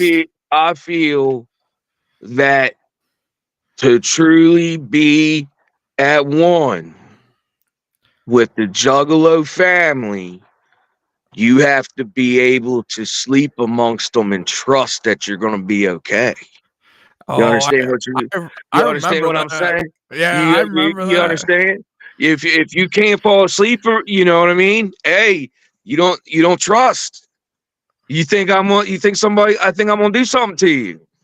I trusted way too much. I put earplugs in because I was like, fuck these fireworks. I need to get a couple hours. And that's a lot of trust for a fucking at the gathering. Because, I mean, sleeping can be scary. You know what I'm saying? Yeah. Especially if you're outside your tent. Shout out to all the ninjas that don't have tents and just be chilling in the chairs. Yeah, well, I mean, you don't have to camp. I'm not sitting here being a dick like that. You know what I mean? I'm not saying I'm better than anybody because I camped and they didn't. That's not what I was saying. I was just simply pointing out that to sleep around that fucking thing, that when my tent was next to a stage. Like it was like literally like really close to a stage. So I went to bed with music. So same. We were like right outside second stage when we camped the first time I went. There's like people like partying through our fucking camp the whole time. Yeah. Oh yeah, it's nonstop. If anybody, the most people sleep is from like the time the sun starts to come out up until when like 2:00 in the afternoon. Yeah, that's I don't. Everybody's recovering from the night prior. Yeah, the night is wild out there. And then like 4 or 5 o'clock hits, and then people are like, "We're about to get wild again." I'll never forget playing on that little like. There wasn't even a fucking stage; it was a tent. And it doesn't matter, man, because it was the feeling in the air. Right. You're playing. But dude, that shit was, that was wild as a motherfucker, dude. We were in front of the porta potties. So I was playing to everybody that was going to take a shit. So if somebody had to take a shit, they had to listen to me. You know what I'm saying? Right. It's really good psychology if you think about it. Like, where can you set up and make people have to listen to you? Think about that. It's fucking genius, right? And I suggested it, and I don't think they were even listening to me, but for whatever reason, I think I thought it into existence because it ended up being right in front of the porta potties. Hell yeah. Yeah, I didn't set that up at all. This year when we go, I plan on doing our own little thing. I'm not going to talk too much about that yet because it's way too early. Right. Too many plans. But doing everything last year made me like kind of look at things and see, well, if if you did this, it would, you could do this, you could do that. So I plan on trying to, do a little something this year. Oh yeah. But, well, I'm gonna be leading the charge too to try to get some of you guys on the official second stage because y'all deserve it, and I would love to see y'all on that official second stage killing it. So yeah, that'd be right. We're leading the charge here at the Bartlehouse. Fuck yeah, man. The Bartleboss show, I guess is what it's called now. We're leading the charge. There's a few homies I want to see on that stage. Nate Money, Bloodlust, Isolated Beings needs to be back on that stage. And the homies at Zombie Cult. I fucks with you guys as well. I want to see y'all on second stage this year. I think earlier I saw somebody, I think it was Zombie Cult, ask how far either I am or you are or we are from Erie, Pennsylvania. Yeah, they're in the West Virginia area. They said Erie, Pennsylvania, and I'm not even sure. I'm not sure how far I am. I'd have to fucking map quest it to see how far I am from Erie, Pennsylvania. They're like, West Coast to East Coast is like 3.5 hours, I think. So, but man, I've been trying to get those guys to come out here east. Is there any new artists that you've played with over the year that like you've grown closer to, or you have hit your radar, so to speak? Well, I mean, I played with a lot of artists, a lot, and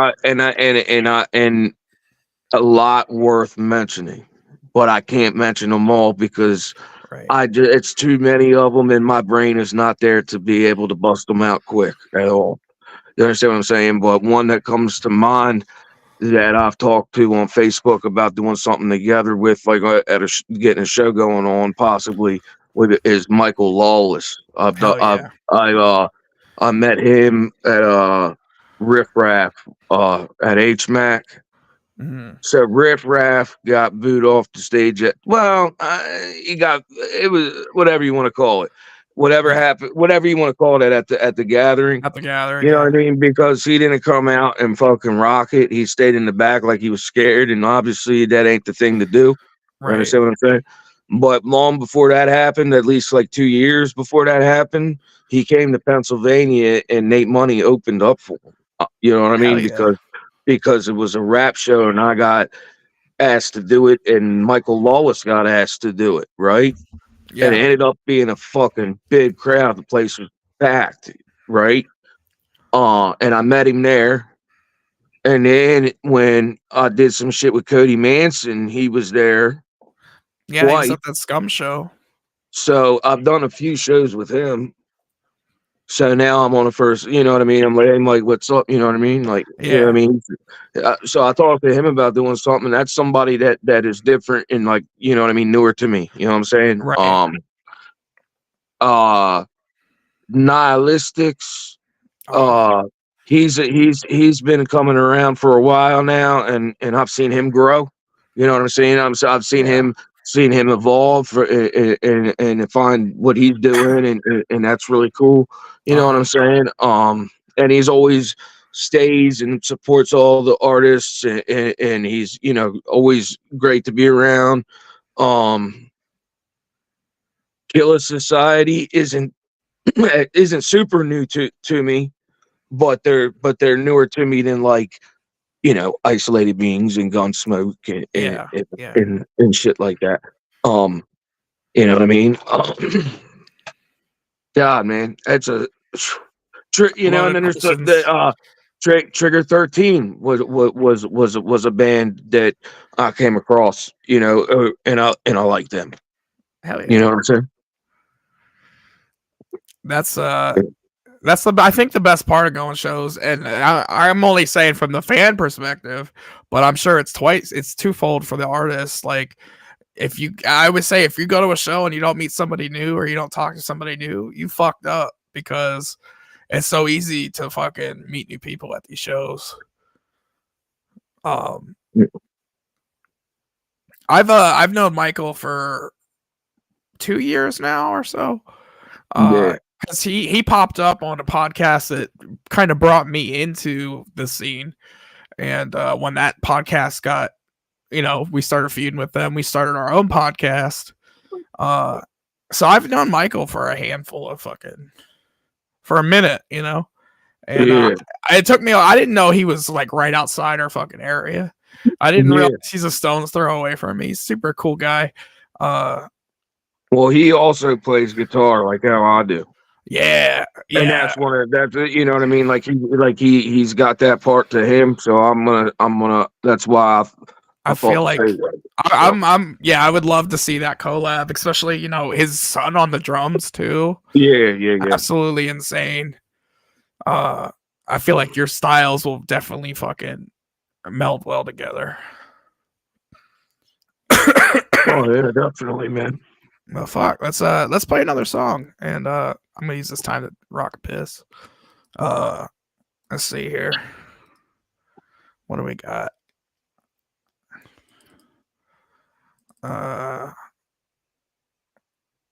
Here's somebody else that's kind of from our area. Somebody I have talked about a little bit prior to.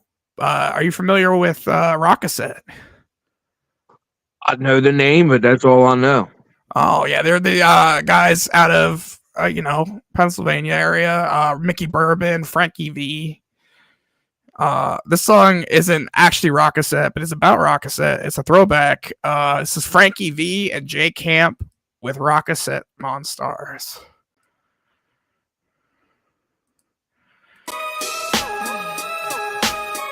Rest in peace, Jay Camp.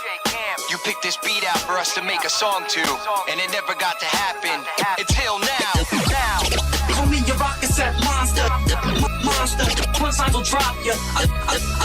Your Rockasset monster. Me and Frankie V. Punchlines will drop ya. For me, your Rockasset monster. Punchlines will drop ya. Your Rockasset monster. Me and Frankie V. Punchlines will drop ya. Damn right, bitch, I am nice when I'm on a beat. I play an instrumental, then I let it talk to me. You're on it awkwardly, talking like it's hard to speak. And I really do this shit, it's a part of me, pardon me. I got the speaker shaking, making it a nervous system. Listen when I put the art in arteries. It's in my blood and it coded in my DNA. I can touch the auxiliary and make the speakers play. Y'all on IG from Halloween to Easter Day. When I say to follow me, it's cause I'll lead the way. Nice witted, to flip it the style, right lyrics like vice gripping, to twist it around, tight with it. My spirit's living in space now. I live with the stars, getting rid of the gray clouds. Gripping the bars, flipping the gym at the playground. Mind state, switching like tickets at Greyhound. Let's go. For me, your Rockasset monster. Punchlines will drop ya. Your Rockasset monster. Me and Frankie V. Punchlines will drop ya. For me, your Rockasset monster. Punchlines will drop ya. Your Rockasset monster. Me and Frankie V.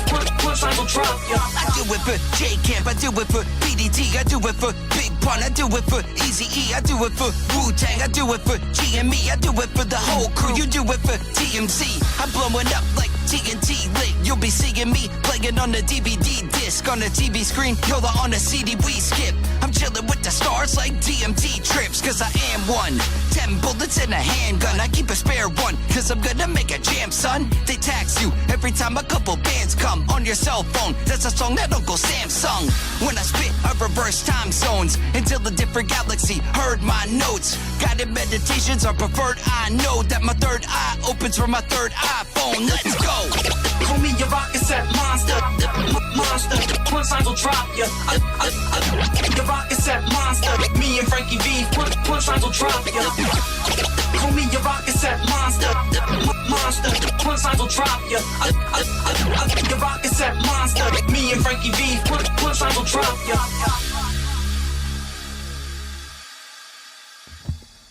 Hell yeah. That was Frankie V of Rockasset. I like scratching a lot. Yeah, that was scratching with scratching. Yeah, I have scratching in a lot of my songs. I'm a fan of scratching. Do you have a particular DJ you work with the scratching, or? No, it's me. It's all you. I do it on my in my digital workstation. I have a way that I put this shit together without actually scratching it, but it's hard to explain, but there's a way I do it. You program it. That's the best way I can explain it. Yeah. I have a homie, shout out Androponics. He's he produced for Wickedwood, and I don't even know if he does that shit. I know he DJs though. But I always forget you handle a majority of your music production, right? You do your editing, you do your man. I do it all. I don't have the money to be paying motherfuckers to do shit, so I learned to do it. You know what I mean? For real.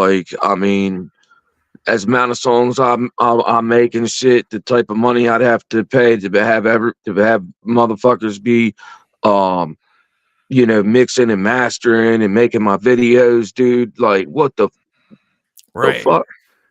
Ain't no way, man. I'm not trying to. You know what I'm saying? Like you want to be able to make money off your music. You know what I'm saying? And if you're spending a lot of money on your music, that's more money you gotta make back before you make any money. So if you eliminate the money you're spending, you're more likely to make money. And money trying to make money. You understand what I'm saying? Hell yeah. Well, plus then you learn how to do that shit. So later down the line, you can be like, hey, I'll charge you to that comes with knowledge of anything. Yeah. You know what I mean? Like you know what I'm saying? It's better to know how to do something than to not know how to do something. Yeah. That's kind of where I'm at with the channel. Like, I could be paying people to, make my fucking thumbnails or edit my videos or I'm just jealous. Shout out to Aaron over at fucking Undergroundaholics and Holly. I'm jealous he's got Holly there pulling all the strings. I keep joking that I need to fucking find an intern for the channel so I don't have to have all this dead air when I'm bringing up shit. But yeah, shout out to Holly over there. Absolutely being a mad lad behind the fucking camera. You gonna have Blase Rose on your show? On this show, Blase hates me. Unfortunately, Blase does not like me because of a situation that happened with the shit that happened outside of the CPN debacle. All right, yeah. I will say, deservedly, I did act like an asshole. I got gummied up and acted like an asshole. So, we're both at fault a little bit. I'm going to leave it at that. If y'all want to know that story, you got to look at the Rise and Fall of Bartleboss Dead Guy, Part 2. Oh, cool. So, man, I guess there must be a lot I don't know, man. It's fine. I might have to watch that sometime or put it on and hear it at least. You know what I mean? We interviewed her back probably a year and a half ago at this point, and we were cool for a month or two. That's really all I can say about that. But if we ever did fucking squash the beef and she wanted to come on, I would have her. I feel like there's few artists on here that I would be like, absolutely no. But there are some that, I'm more apt to have on, people I enjoy listening to. Like you, Wickedwood, the boys over at Wickedwood, they've been quiet for a while. Yeah. They were at I performed with Wickedwood at that Ouija Max show that I mentioned to you, the one that I thought was awesome. They were there that night, and that was I think when I first I don't know if that's when I first heard them or not, but it's the first time that's what I think it was. I think that was the first time. And then I haven't really seen them playing out in a while, I don't think. So it was at that Bang Pow Boom tour, I believe. It was at one of those early shows I went to. I saw Wickedwood. opening, like not even on the same stage, but opening. And they were super fresh, but they weren't the same members as they are now. I didn't realize they went back that far. Yeah, they Crazy used to do it with another guy. And then Great Bay joined, I think. If I'm wrong, guys, fucking hit me up, and I would love to go into the history of that. But yeah, man.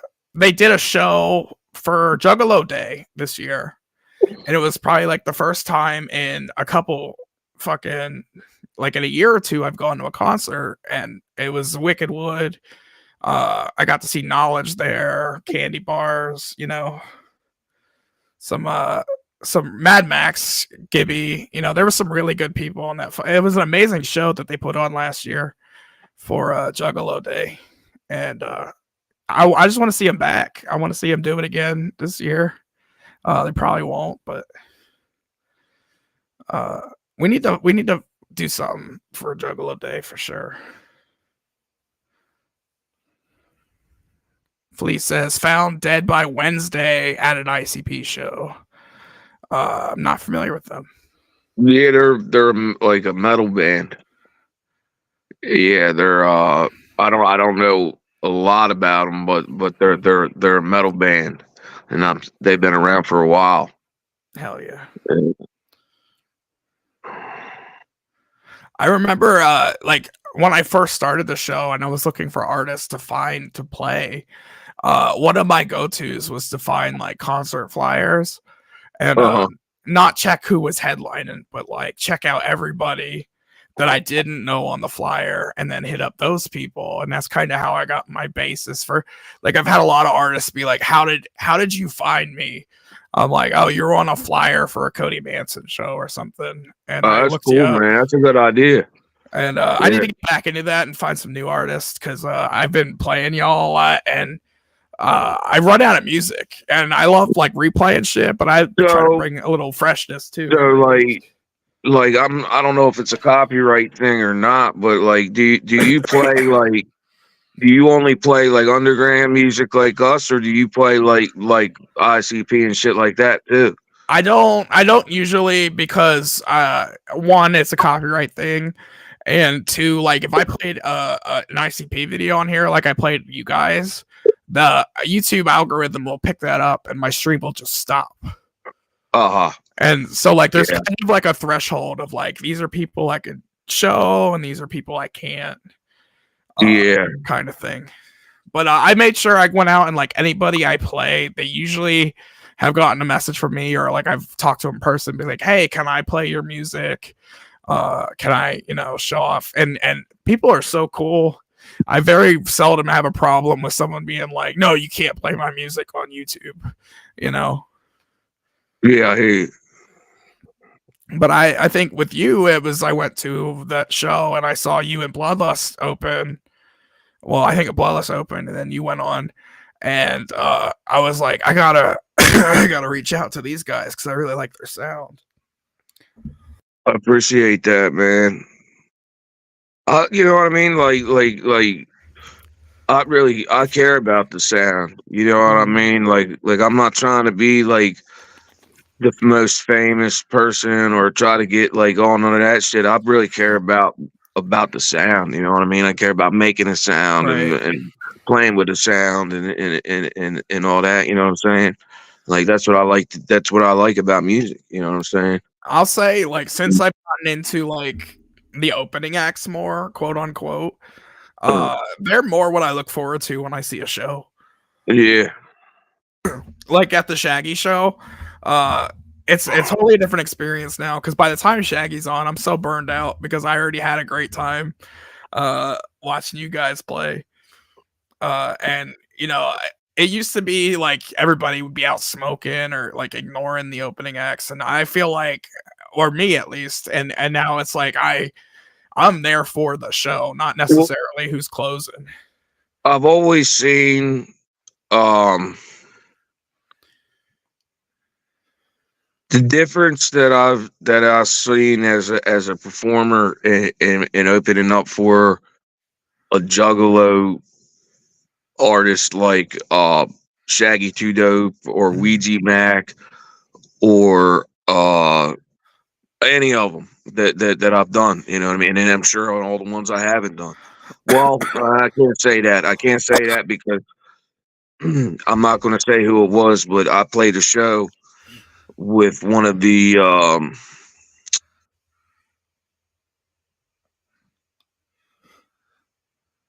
they were on Psychopathic.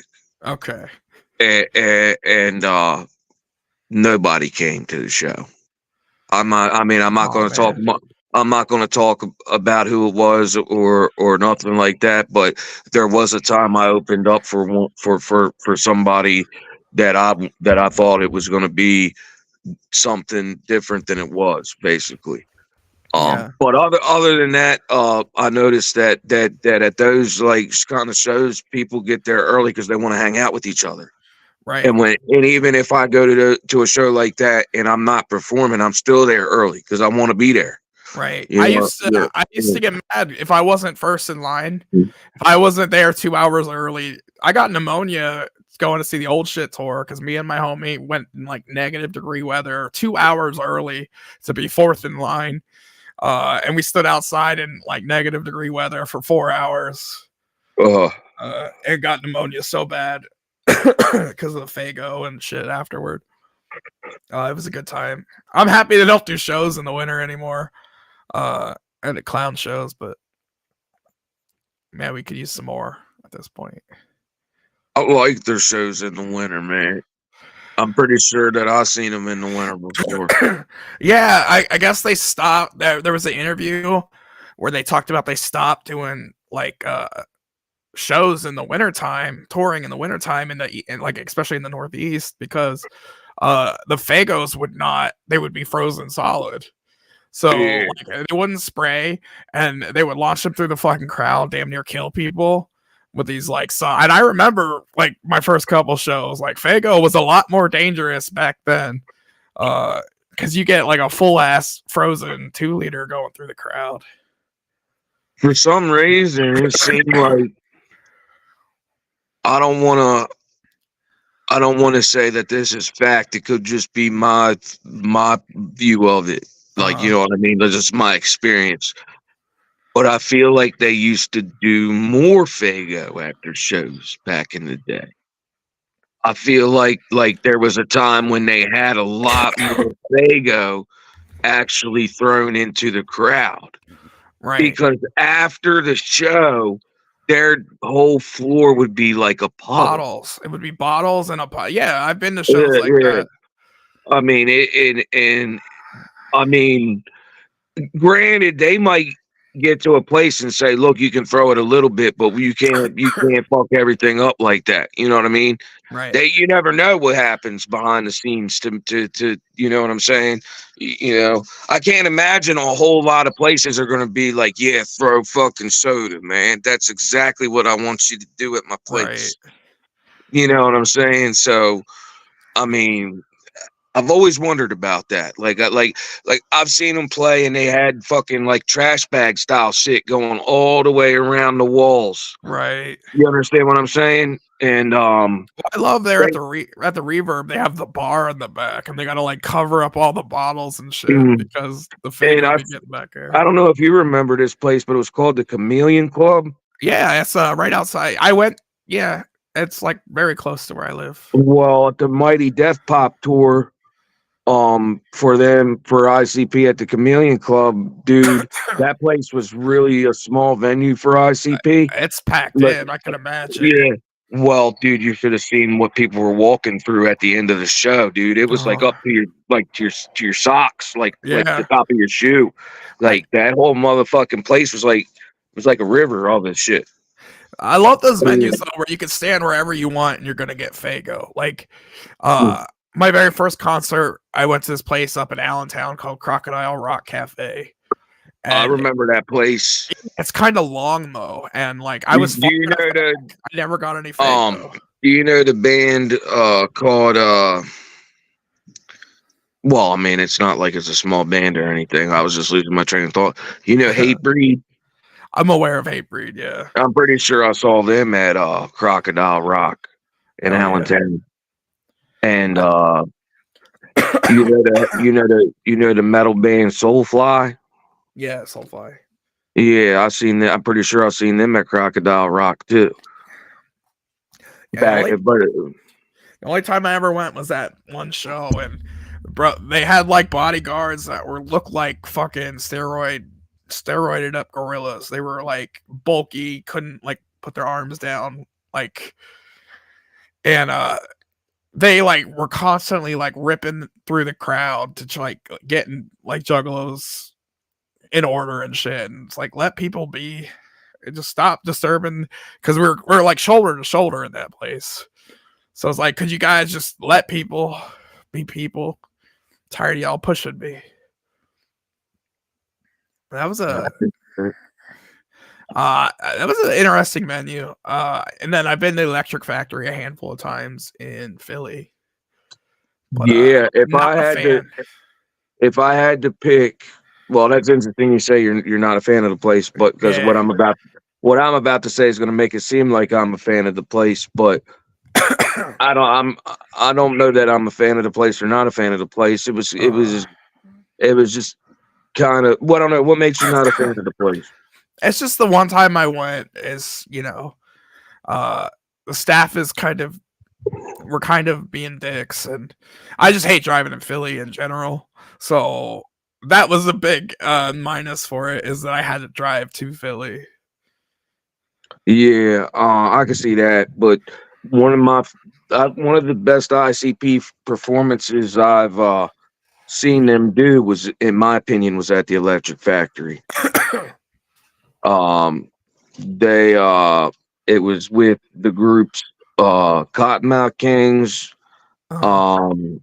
Necro, Kitty, the all-girl metal band Kitty, and Coolio, the Coolio, the old school rapper Coolio.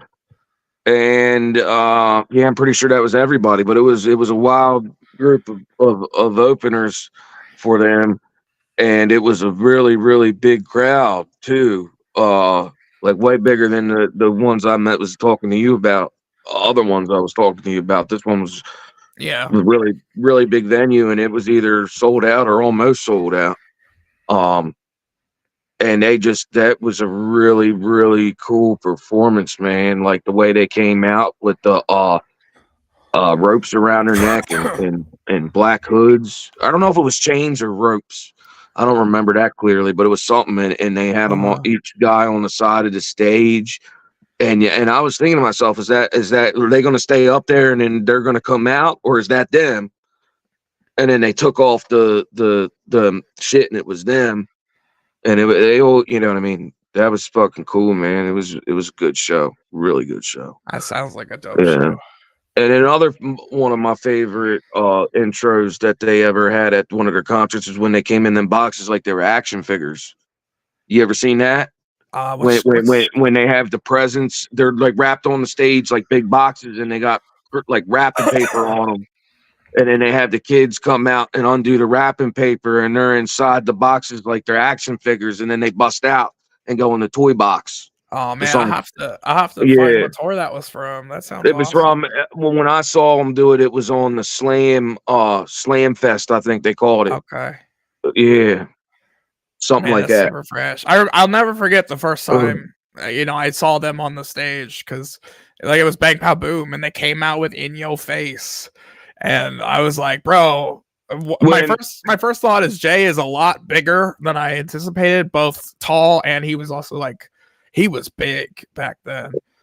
He was a big boy. And I was like, damn, Jay is big. Like, he's the only person I've ever, not that I know him, I met him, but not acting like I know him or nothing like that. But what I'm saying is he's the only person I can think of that I've seen be like big and not big like that. Yeah. Like, I can't think of anybody that I've ever known in my, like, people I know that I've ever seen.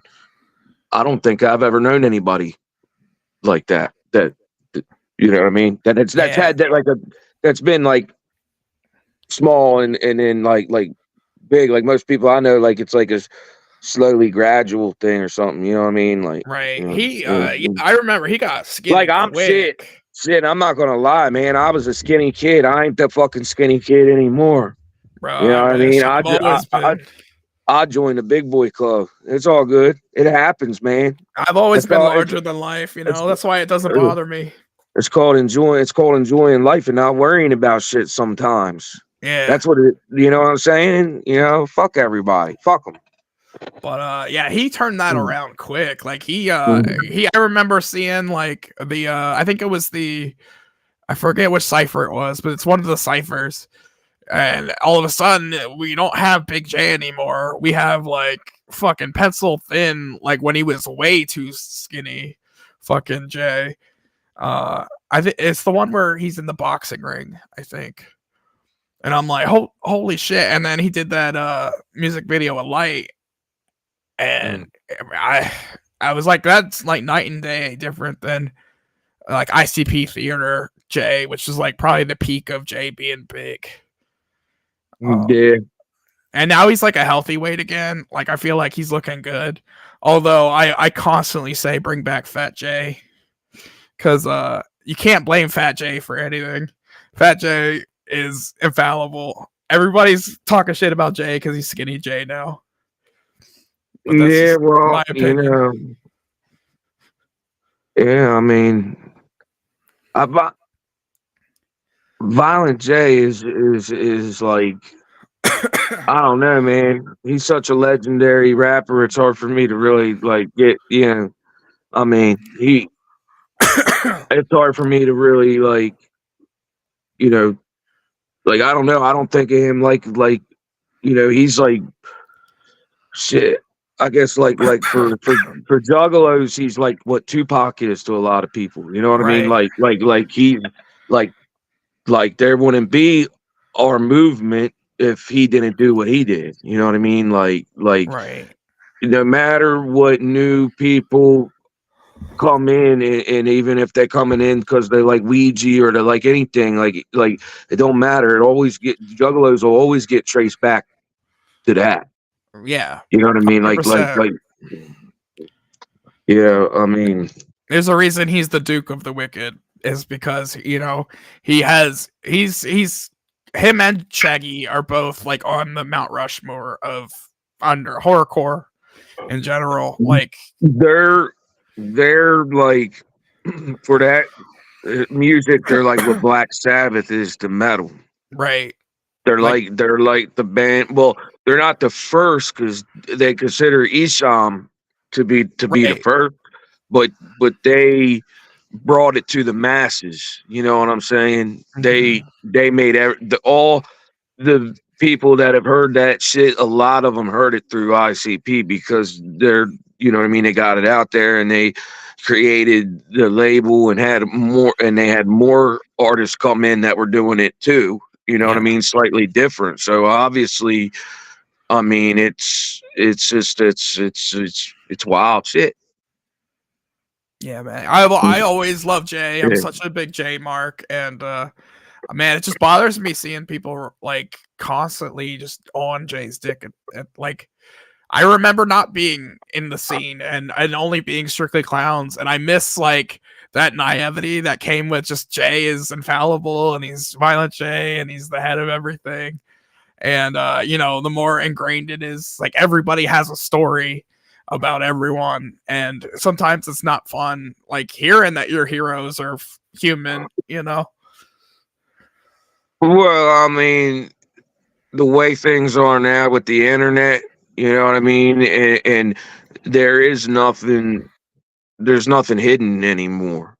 You know what I mean? Like nobody's able to be like you know what I mean? Like everybody's right. They're able to see what's going on, able to talk to people, see everything.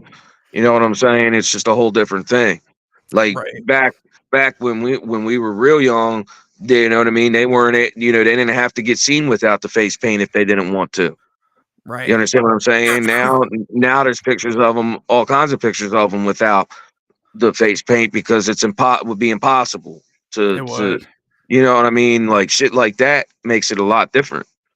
You know, and like Shaggy Two Dope, you know, he's on his show and he's got you know, some young kids and a wife and shit, and he, you know what I mean, he ain't hiding from people that he's got a regular side of himself. You know what I'm saying? Right. And I honestly think that that's the only way that they can go now, is to just be like, you know, here it is. You know what I'm saying? Because the internet and the way shit is just, it's different. You know what I'm saying? Right. And it's good and it's bad, because like I love the Shaggy show. I loved the Patreon stuff they did, where it was just Jump Steady and Jay being like brothers and talking about shit. I absolutely loved that. But at the same time, there was a lot of cool shit on that, but there was also a lot where it was like Violent J wasn't showing up to the shit, and he was coming on late. And remember that? Yeah. And that was a wild time. There was always an issue with the Patreon, but like when we had it and it was fresh. But my favorite thing they did on that was when he had him wrestle in his house. I don't know if you saw that. That was for his birthday.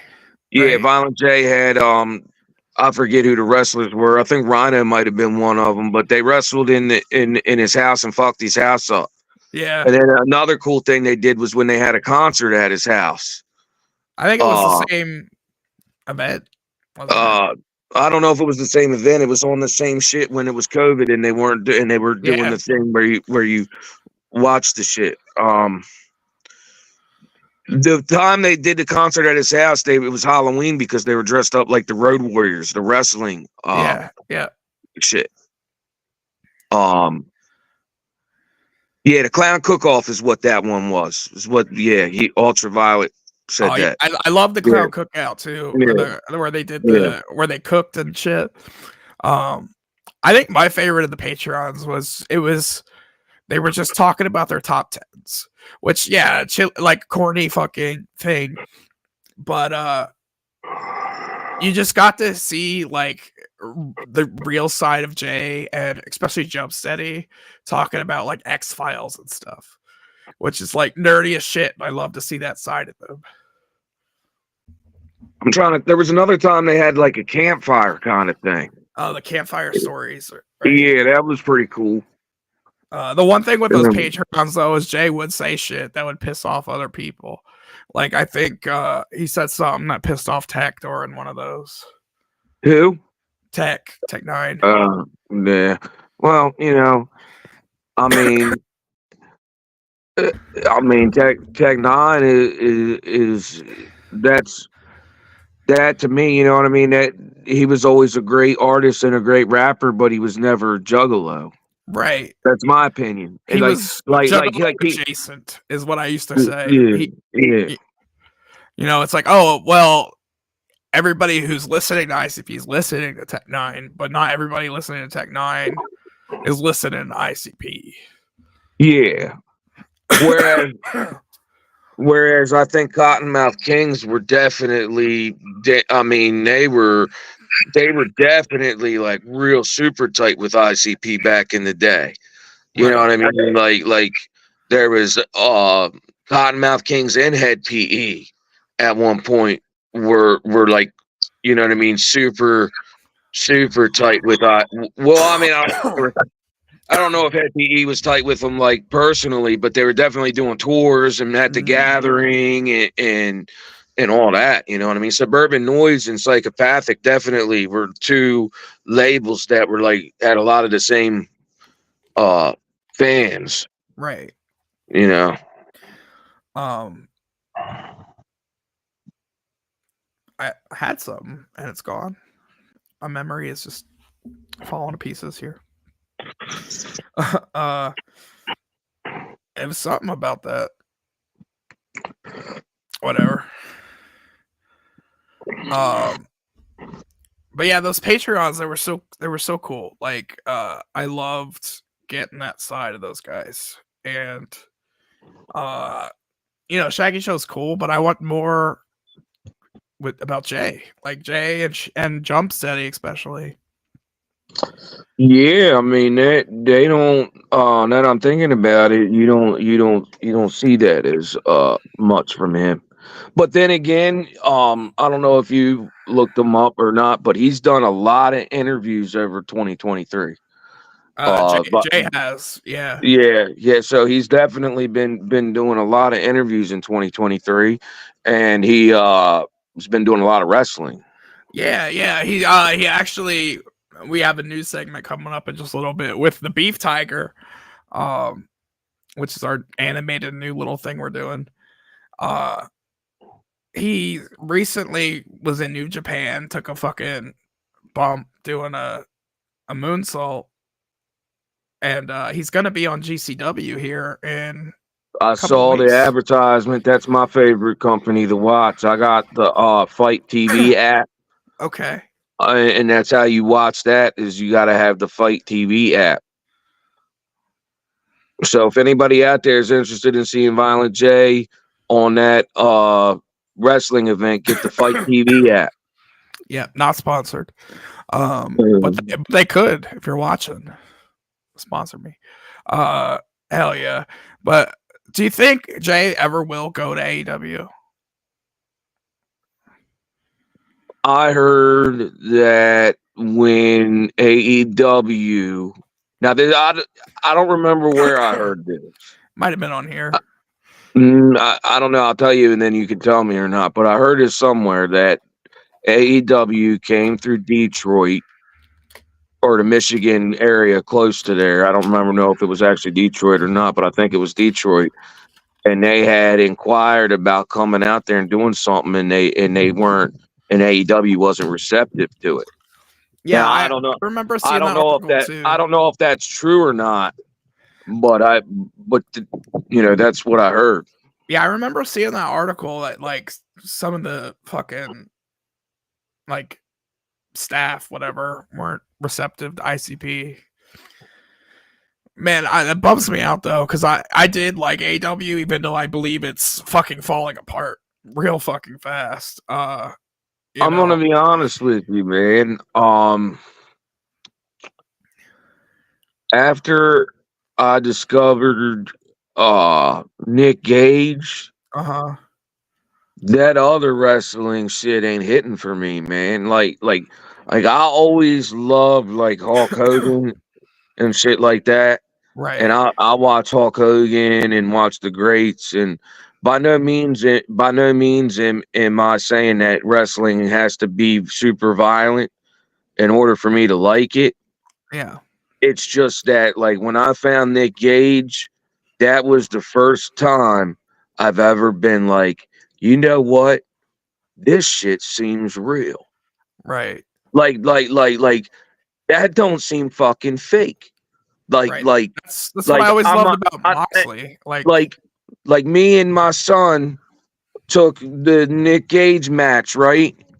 And we slowed down the screen of it and watched it in slow motion, trying to watch to see if it was real or not.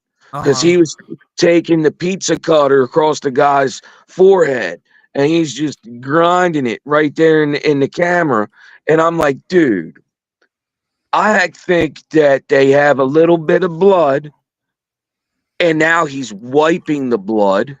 Mm-hmm. And as the blood is wiping, it creates the illusion that they're slitting the forehead. So I was fucking slowing it down and trying to figure it out. You ain't doing that with regular wrestling. Right. You know what I'm saying? Like, I probably sound like a sick fuck on this shit right now. It's been around for a while, though. Like, the old, like, hardcore Japanese shit. Yeah, man. You know. The old stuff Mick Foley used to do with Terry Funk in Japan was real wrestling, you know? No, yeah, dude. Terry Funk's awesome. But that's what I always loved about John Moxley, because even at like his end of WWE, like he was the only one really doing those matches that like had anything. Like you have the song Chair Shot. They don't do chair shots much anymore. That's what I liked about AEW is they were having hardcore matches. They were doing like chair shots. They were doing thumbtacks. They were doing like things we haven't seen in forever. exploding barbed wire match. When I hear that, I think of Sabu. What made me upset about it though is they had that stupid ending with the misfire and the bad pyrotechnics. Hey, real quick, can I now that I know that, sorry to interrupt, but now that I know that you enjoy that, go on my YouTube channel, okay, and watch my footage of Bloody Mania 16 from this year. Yes. Yeah, I've seen different views of it already. But like, dude, it's Madman Pondo versus Necro Butcher versus Mosh Pit Mike and I forget the other guy. Yeah, Chewy. Yeah, I think that's who it was, right? I think so. Yeah. That I filmed that match. Me and my friend Steve fucking got done as soon as the main stage was done. We pulled up right there on the side where wrestling was started. Yeah. So we could fucking get first dibs on where we sat. And they brought us in there and we got front row. So I made sure I filmed that Madman Pondo match. And I tried to make it look as good as I could based upon not being able to have multiple cameras going. But it definitely has some good shit in there. I've seen a handful of Pondo matches. My homie Bash and I, when we did the channel, we actually interviewed Pondo twice. Wow, that's cool. I got to meet him at cool dude. I got to meet him at the gathering. I really like his wrestling, man. Like, I enjoy it. It's an escape from reality. When Jay took that bump in Japan, my homie Bash, he messaged Pondo because he talks to Pondo and he's like, "Is Jay okay?" Because through the picture he saw that he landed on his neck, so he was justifiably worried about it. Mm-hmm. But yeah, man, Pondo super fresh. I used to love.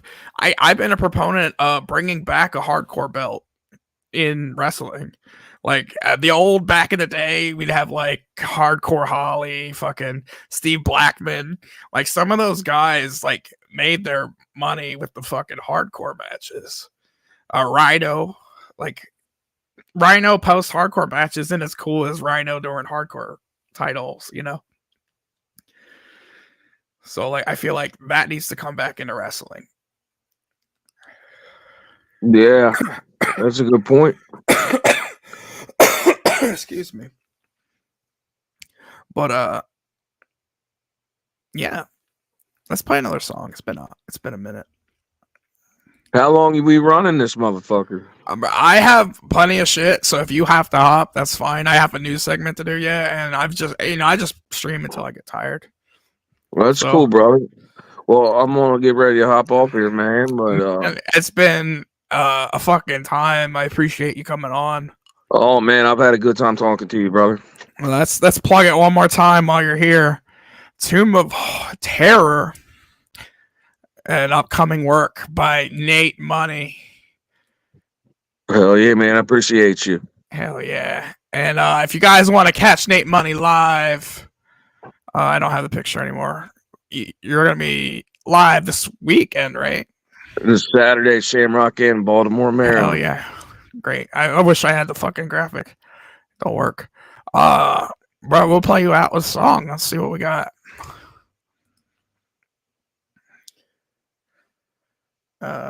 Fuck.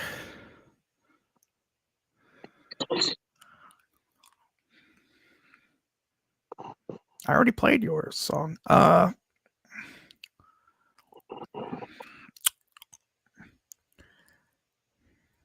Great. Let's play this one. Grim Smiles, Knowledge, Sick, and Lex the Hexmaster. Grim Smiles will be with us on Saturday. Hell yeah, Grim Smiles. Shout out Grim Smiles. And I fucked up. All right, man. It was good, man. Sorry, man. Thank you for hanging around for the last 2 minutes so I could. No, it's all good, man. You must be getting tired, brother, because you were in. You had. This is the first time this happened tonight. First time, what happened? You had a hard time playing a song. Oh yeah, this is definitely the first time this has happened. I think the gummies are taking hold of my brain. Oh shit! They're not just regular candy. No, they're not just regular candy.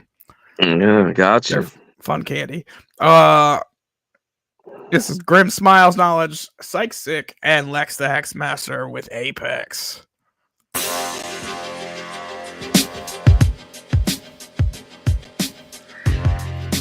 What the fuck is up? Grim Smiles, Knowledge, Psych Sick, Lex the Hexmaster. Some motherfucking Apex predators in this bitch.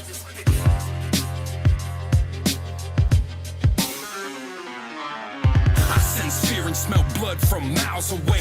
Heart racing, y'all can taste it, you gon' die today. Recognize a higher power, better hide and pray. Leaving body parts of you lambs where these lions lay. Snuff raps of bloodbaths and murder scenes. Stick around a while, fucking bastards might learn a thing. On my lap is where your bitch in this burner be. Spitting heat like it's lunchtime on Mercury. I am the alpha and omega, a gorilla male. And rap half blacked out like a killer whale. The great white in these trenches, I'm a living hell. Predators can recognize each other, you a different smell. No tiger, so I had to earn every strike. Heart of a lion, King Cobra with a deadly strike. Test your luck if you wanna see what heaven's like. I'm out here praying on the weak like 7 nights. We the Apex predators, we see your disguise. We can see, hear, smell all the fear in your eyes. Pure cool Joe pedigree, run and hide. Yeah, you better run and hide. We the Apex predators, we see your disguise. We can see, hear, smell all the fear in your eyes. Pure cool Joe pedigree, run and hide. We're just a hungry pack of wolves, always cleaning place. It is peacekeeper to the face, watch the piece it makes. But if they buck, you gon' get to see the pieces it makes. But watch your eyes, cause when they burst, that wrong is right in your face. No hesitation, yeah, my goons will put your hood in the face. No limitation, 5-card draw, pool of your face. If you ain't get it, mean the Ruger make a pool of your face. No hard feelings, you ain't even have a shoe in the race. Now you new Jack Pookie, yeah, blue in the face. Watch me Hussein Bolt while you queuing the pace. Seems oversaturated, just screwing the taste. Too many cooks in the pot, now the sauce is based. A damn shame how the good things gone to waste. Too many good die young or lost to a case. See, this the land of the free, home of the snakes. Where the ones you love will stab you up while they smile in your face. We the Apex predators, we see your disguise. We can see, hear, smell all the fear in your eyes. Pure cool Joe pedigree, run and hide. Yeah, you better run and hide. We the Apex predators, we see your disguise. We can see, hear, smell all the fear in your eyes. Pure cool Joe pedigree, run and hide. Ready or not, here I come. Yeah, I'm off the Roxy. You can call me scum. I'm going stupid. You can call me dumb. You get stuck just like chewing gum. Cause we ain't with all of the yibbity yap. Give me a dap, smile on my face, knife on my back, mount them down, mount up attacks. Handle that shit for a rack, yeah. Handle that shit for a stack. Handle that shit in the back while we on stage killing it. These rappers like CBD, but I'm not feeling it. I really don't see the appeal in it. All caps, so I'm peeling it. Wounds deep, ain't no healing it. Casket, I'm sealing it. Bye-bye, there's a code you must abide by. End up dying in a drive-by while I'm sipping my ties. Smoking loud, extra high. You Mothman headed toward the bright light. We the Apex predators, we see your disguise. We can see, hear, smell all the fear in your eyes. Pure cool Joe pedigree, run and hide. Yeah, you better run and hide. We the Apex predators, we see your disguise. We can see, hear, smell all the fear in your eyes. Pure cool Joe pedigree, run and hide. Yo, I can make your dreams come true. Stepping out the casket in a 3-piece suit. Feeling like a slave hanging from my own noose. But Lex is a general, you see me? Salute. Hot deuce coming out of my boot. Just look me in my eyes like, you don't like who? See, y'all look like hoes, love drama time too. Get your brain rewired, lobotomized suit. Stop riding my crew, cause y'all niggas ain't gang. Hear that bang bang until your fucking brains hang. Pop like champagne, niggas stay in your lane. Rush like cocaine, coming straight through your veins. New age rock star, Lex Cobain. And niggas know I'm gon' bang, and that's word on everything. This is why they all swinging from my dang-a-lang. Don't act brand new when you hear them shots rang, nigga.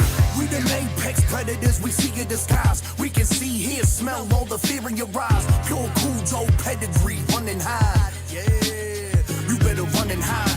We them apex predators we see in the skies. We can see, hear, smell all the fear in your eyes. Pure cool Joe pedigree, running high. Hell yeah. Grim Smiles, Knowledge, Psych Sick, and Lex the Hexmaster. Super fucking fresh. But we got lots of show left for you. Big shout. Whoa, there's a big Bartle. Big shout outs again for Nate Money for coming on, dropping knowledge of his new upcoming album, to be determined on release date. But if you haven't peeped that out, go back later, check out the beginning of the show. It was a great time.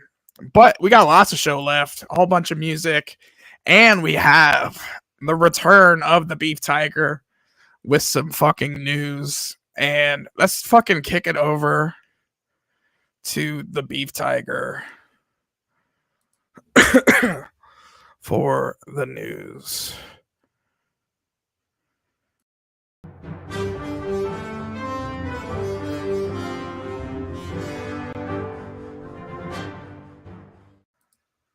Yo, what's up? It's your Beef Tiger, and I'm outside the Taco Bell. I got a new job at the Taco Bell, and we'll see if we can keep this one for more than 24 hours. It's my first night. I'm on a break. I'm here. It's time for the fucking news. First up, I gotta figure out how to fucking do this. I shouldn't be drunk. All right. First up, Taco Bell. Taco Bell has a new fucking value menu that's gonna be in effect tomorrow on Thursday. They're changing their menu. The value menu is gonna have some old originals like cheesy roll-ups, spicy potato tacos, cheesy bean and rice burritos, but they're adding double stack tacos and cheesy double beef burritos, chicken flatbreads, and the chicken enchilada wrap to the value menu. So if you're a fat fuck like me and love to eat you some Taco Bell, come check that shit out. I'll be working the fryer, probably making y'all tacos. In other fat guy news, McDonald's changing up their burger style for 2024. They plan to change the way they cook the beef, as well as how long they steam the buns, as well as introducing the double Big Mac to the menu. So if you weren't getting enough meats before, Big Mac, McDonald's, they got the meats. This was interesting. Over the weekend at Bayside, there was a call to the Bayside Mall Marketplace, which is an outside mall, where it's reported that 50 or so teens were caught or caused a riot with fireworks. A whole big mess of police came out to the scene. And there was rumors, and through the internet, shit grew, and there was talks that there may have been an alien. That's the whole internet thing, that there was an alien at the scene, and that's why there were so many police officers. There's a video out on the internet of the picture I have here, and people using the gray smudges as proof that people were there for aliens.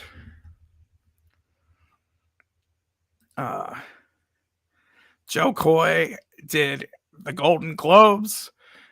He opened up for the Golden Globes, being reported only having 10 days notice before going live at the Golden Globes. He made some jokes that didn't land, including a cringy one about Barbie. And then he made a joke about Taylor Swift that I guess Taylor Swift didn't fucking appreciate. But it's been an uproar on the internet. I know Michael Shea from SNL was saying that comedians should boycott doing the Golden Globes at this point, because this isn't the first time a comedian's been, put on display like this. Rumors that Disney will cast the very first female Silver Surfer in the upcoming Fantastic Four movie. The actress named Anya Taylor-Joy recently did magic in the Marvel TV series, is now projected to play the Silver Surfer.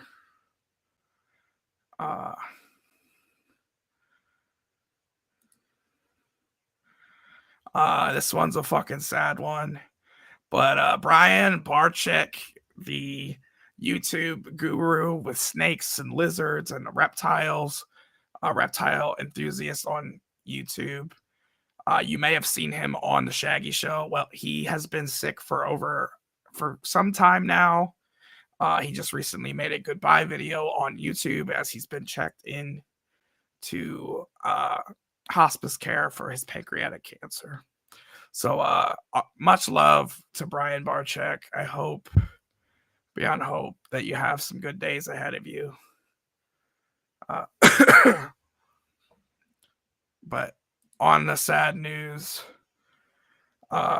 also Violent J, as we talked about before, took a pretty nasty bump in JCW, doing a moonsault with the assistance of Pondo. He didn't get a full rotation. Looks like he landed on his head, but he is okay. Just a few scrapes and cuts, smoky nuts, but he will be back, and he also is announced to be playing at GCW, where he'll be on 2 shows in February. February 3rd, he'll be in Los Angeles, and then February 4th in Mesa, Arizona.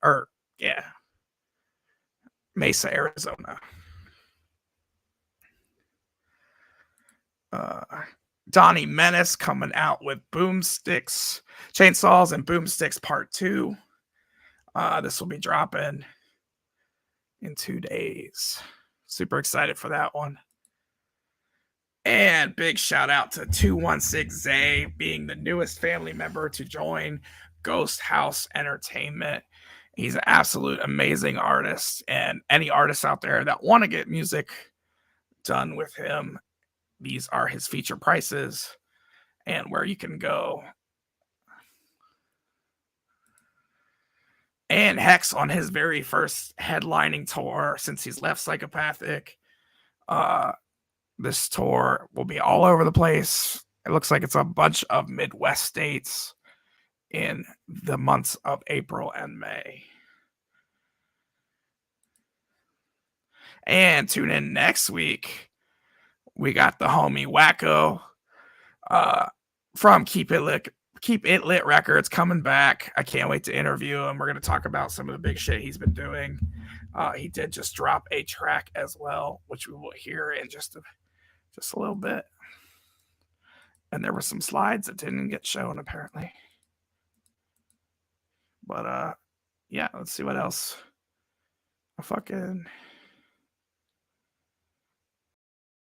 Well, that's the fucking news. But like I said, that's all for the fucking news. I gotta get back to work. My manager was screaming for me. Back to you, Bartleboss. Hell yeah, what a fucking jerk. But yeah, I'm excited for some of that. Big shout outs to 216 Day coming out with a new album in the heyday of him being announced to Ghost House, as well as Wacko with a song he did with Cody Manson. So we're gonna peep out some of that right now. This is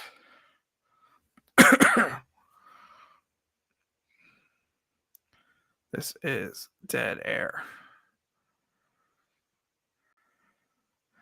This is Spend a Night 216A. This is the song he put out as his announcement for Ghost House.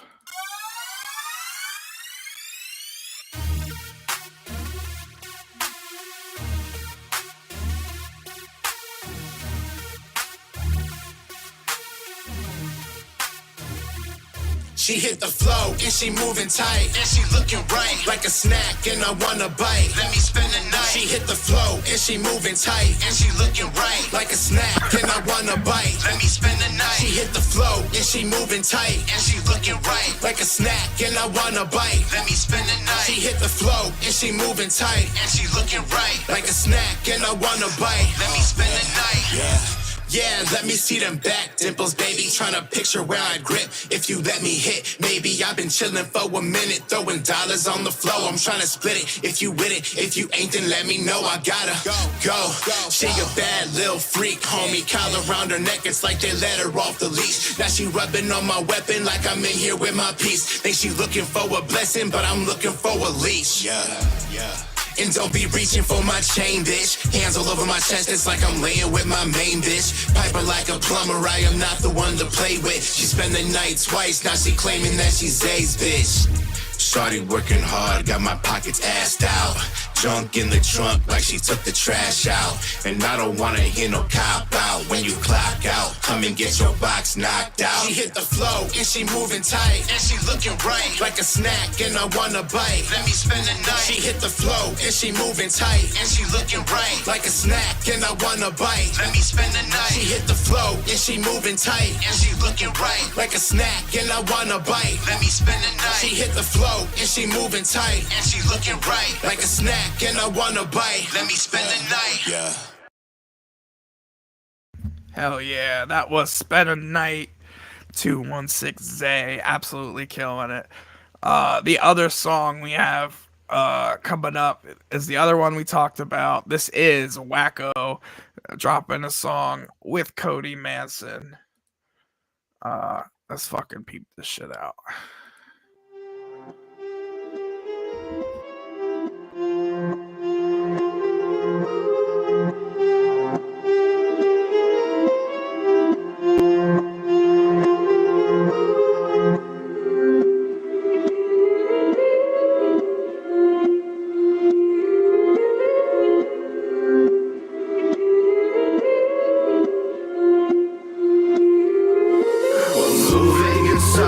But don't go unnoticed, infesting your hood like some rodents or roaches. Highly contagious, so do not approach us. Feeling the hunger that's warm like the mochas. Music comes into you like an injection, leaving my patient with deadly infections. Get no affection, only rejection, performing dissections like it's my perfection. Smoking that chronic and spread like bubonic plague bombs that I'm dropping atomic when now I stay losing all logic as I start to rot your brain. Unconscious zombies that no longer feel the pain. Cannot contain us, way too contagious, sick and it's feeling the pages, spread through the vices just like a virus, stealing your essence, leaving you lifeless. You're gonna need more than pesticide when they about that trife life, and keep it lit, we'll resurrect you just to make you die twice. Moving in silence, but don't go unnoticed, infesting your hood like some rodents or roaches. Highly contagious, so do not approach us. Feeling the hunger that's warm like the mochas. I'm the presence you feel lurking in the shadows. I'm the pressure you can't handle. I'm the blade across your Adam's apple. I'm the bloody fingerprints on the piano. I'm the makeshift suicide note left on the mantle.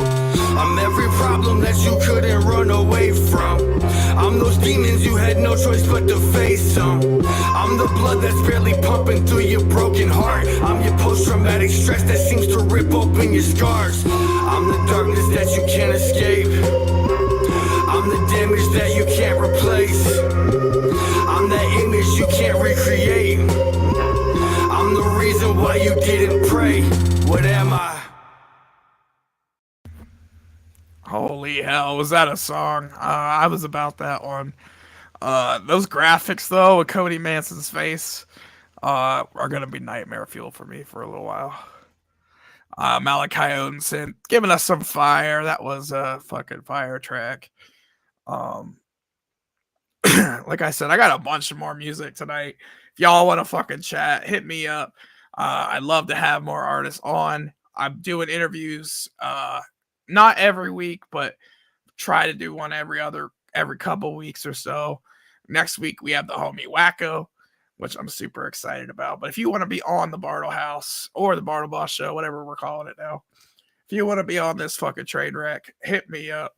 We'll have a great time. We'll rock out some music. If you just want your music played, bro, hit me up. And the official Discord is in progress. It's in construction. If you want to be a part of that, all you got to do is hit me up on Facebook at Bartleboss. And hell yeah. Let's play some more music. Next up, we got a song for y'all. This is Gibby Stites with Technique.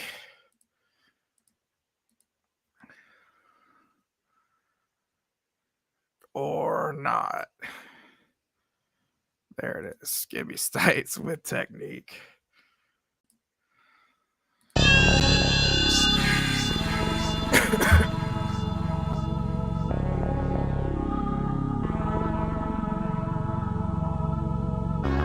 Family Tree Book 4. And I'm dedicating this one to everybody who tried to slander the name of the GIB. Ha ha ha ha. Every time they diss, know it's all sneak. That's my nutsack, please get up off these. Talk to me just to try to get some ideas. That's the reason why I bang when they call me. How you older than my pots trying to pop shit? I split your head over, someone get the mic quick. What's the difference between us? Well, I'm this, you're that, just a steaming pot of hot shit. And they ain't fucking with my technique. It's on your show when I gotta say it's weak. I fuck the game while you're still having wet dreams. Fuck the game while you're still having wet dreams. And they ain't fucking with my technique. It's on your show when I gotta say it's weak. I fuck the game while you're still having wet dreams. Your daddy should've left you on the bed sheets. Oh, the life of a boomer. Soccer pot still rhyming like he might be a shooter. You could've helped get him, but you heightened the rumors. For a few shirt sales, you a lot of consumers. You a hoe, it's a known fact. And them bars you been spitting, boy, who wrote that? Your on-show tracks and your live shows whack. You a junkie scamming money from your own fans, so trash. And they ain't fucking with my technique. So your show when I gotta say it's weak. I fuck the game while you're still having wet dreams. Fuck the game while you're still having wet dreams. And they ain't fucking with my technique. So your show when I gotta say it's weak. I fuck the game while you're still having wet dreams. Your daddy should've left you on the bed sheets.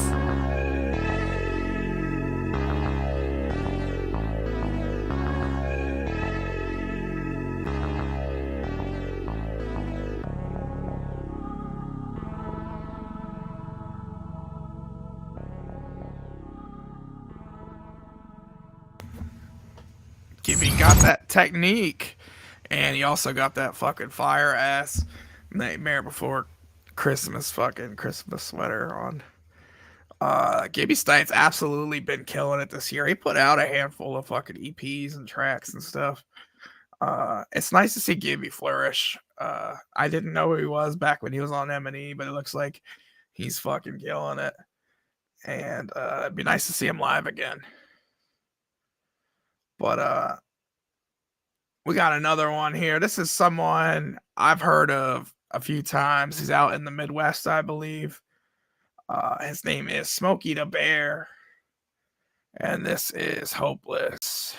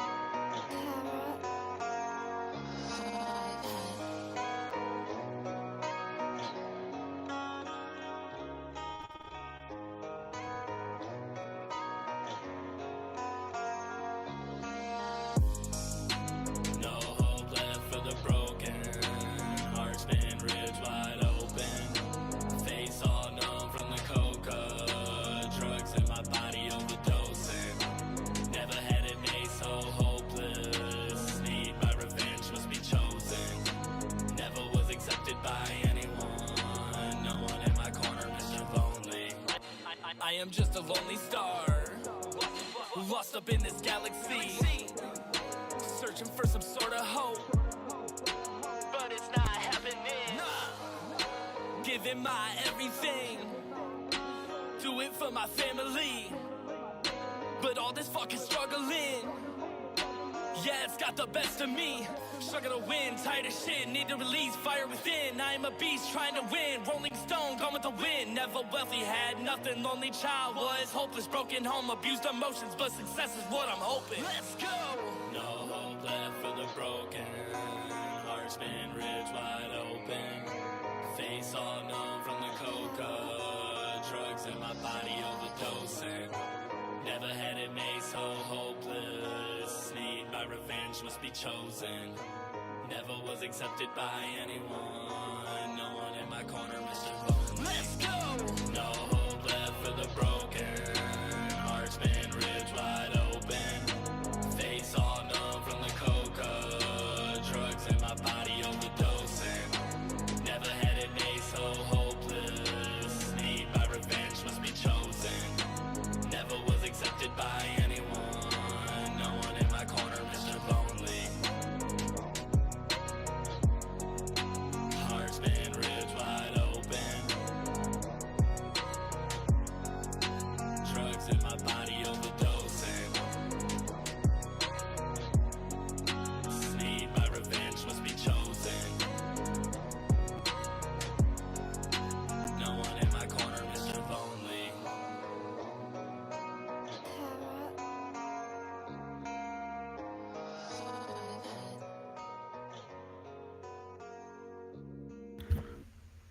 That was a wild music video. I love that. That was a kind of a softer song, but that's that's in my fucking ballpark for sure. Hell yeah. And that wasn't Grim Smiles. I don't know how long I spit up. Fuck. But what are y'all up to tonight? Are you enjoying the music? Is there anybody that I'm missing that I'm not playing that you think I should be playing? Don't fucking hesitate. Put that shit down in the comments and I will check it out. Next up, we got some GRE. There will be a part 2 to that GRE video that we started doing coming up soon. But like I said, next week we have the interview with Wacko. This next song is a GRE brand new track called Fourth Kind by Zodiac and J Vengeance. Yeah. This the desert, crop circles in a stand. They invading, shoot the sky like it's missile command. Stay away from the white mountains. There's dozens missing and they ain't found them. Lights in the trees, you'll stay out them. This shit is serious, Travis Walton experience. You wake up 5 days later starving and delirious with zero recollection of the accounts that have transpired. If you remember, they would call you a liar. Shit, I'm having none of it. Beam me up to the mothership. I'm the truth, you lift the rug to sweep me under it. Galactic kidnap, you taken involuntarily. You see my face through regressive hypnotherapy.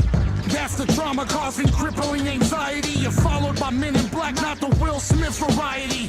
I'm the bright light that's coming out the coal mine. I'll lift you out your seat like Mila Jovovich in Fourth Kind. If you seeing something flying in the sky. Second kind is the evidence they leaving behind. The third kind is you see the creatures flying the ship. The fourth kind is they taking you, you ain't doing shit. The first kind is you seeing something flying in the sky. Second kind is the evidence they leaving behind. The third kind is you see the creatures flying the ship. The fourth kind is they taking you, you ain't doing shit. The first physical abduction, planetary destruction, reproduction, chaos, and cerebral corruption. They coming from the sky to probe and study with experiments to leave you in a constant state of shock and paralysis. Check the analysis with psychic intelligence and find the evidence encrypted in the hieroglyphics. See, they're coming here to visit with top secret agendas, infiltrate and wipe your memory out so no one remembers. Geologists study crash sites and find debris, mysterious metal fragments that no one has seen. On this planet, new technologies control the population, enslaving humanity from a far distant constellation. Hey yo, there's something going on from Arizona to Vietnam. Investigations across the nation, unexplained phenomenon. Chasing spacecrafts for artifacts and signs of life. Close encounters, alien powers meet these beings of light. The first kind is you seeing something flying in the sky. Second kind is the evidence they leaving behind. The third kind is you see the creatures flying the ship. The fourth kind is they taking you, you ain't doing shit. The first kind is you seeing something flying in the sky. Second kind is the evidence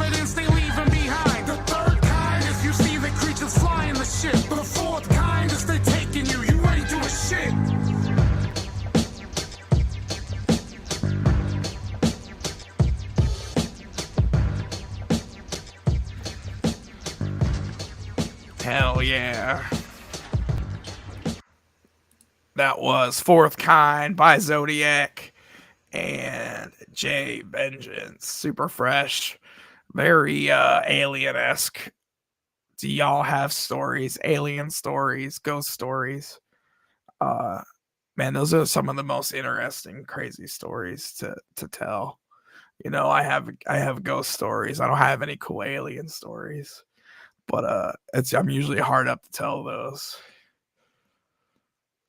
But you know what we have next? We have Bake Low with a song featuring Charlie.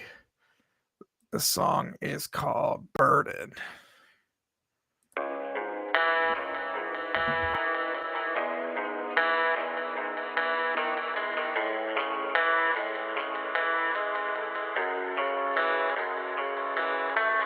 Yo, Bake Low. Yeah, I just gotta tell y'all. Yo, I'm way too comfortable in my own pain.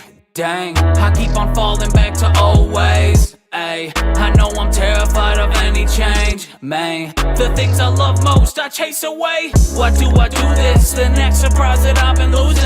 I'm acting stupid, I know I'm not the best influence. And if we talk in darkness, you know I'm very fluent. You may have hurt me, but to what I've done, it's only bruises. I'm only useless, if no I don't be flowing music. I only do this to console my soul and get me through this. I'm about to lose it, filled with fear, clouded with much confusion. Is there still a chance or is it just a damn illusion? If I was he instead of I, still you couldn't soothe them. I went from moving units to doing units to the stuff I was moving. It's not just dumb, heavily deadly, and it's definitely stupid. But I can't escape this box that I have been cubed in. Damn. Heavy burdens I may not survive. I keep to the shadows, knowing it's my time. I breathe in the trauma, I exhale the lies. In this life, I find my past holds It's like I'm scared to succeed. You might think it sounds fake, but it is a real thing. I never had much, but an attitude and a damn dream. I'm stuck inside my phone like a picture on the screen, viewing others' lives. I swear that I can scream. Why do they have it so much better than me? And I believe it could be better, but I'm too damn weak to fight for anything other than a good night's sleep. I'm like the shadow of my shadow, I'm behind the real me. A dark cloud walking with pouring rain down my cheeks. Drowning in my pity, I ain't been breathing in weeks. And as corny as it is, I'm just a freak on a leash. Lust has been my demon, but the wrath is in me. Meliodas, take notice, cause I'm countering peace. Even though I need help, you never hear it from me. Shovel in my hand, damn, man, I'm digging it deep, yeah. Heavy burdens I may not survive. I keep to the shadows, knowing it's my time. I breathe in the trauma, I exhale the lies. In this life, I find my past holds me tight. In this life, I find my past holds me tight.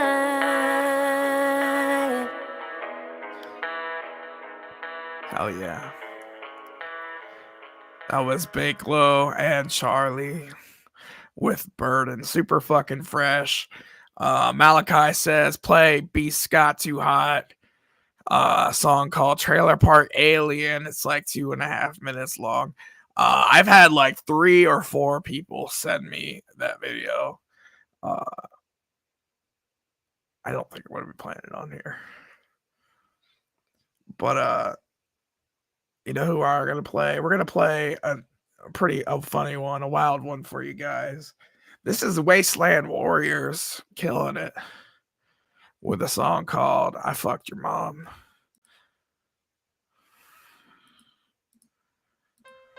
Yeah, Wasteland Warriors in this bitch. Write your own verses.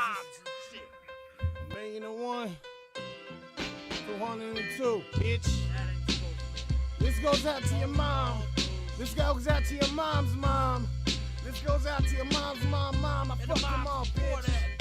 Ooh, I fucked your mom. I fucked her raw. Gave her the claw. Now she call me pa. I call her mammy. We get butt naked. Nah, no jammies, biatch. Beat up the poo nanny. When we go to sleep, I be fucking your granny. Hand me the KY lube so I can shove it in a dirty butthole too. Ooh, now suck my dick.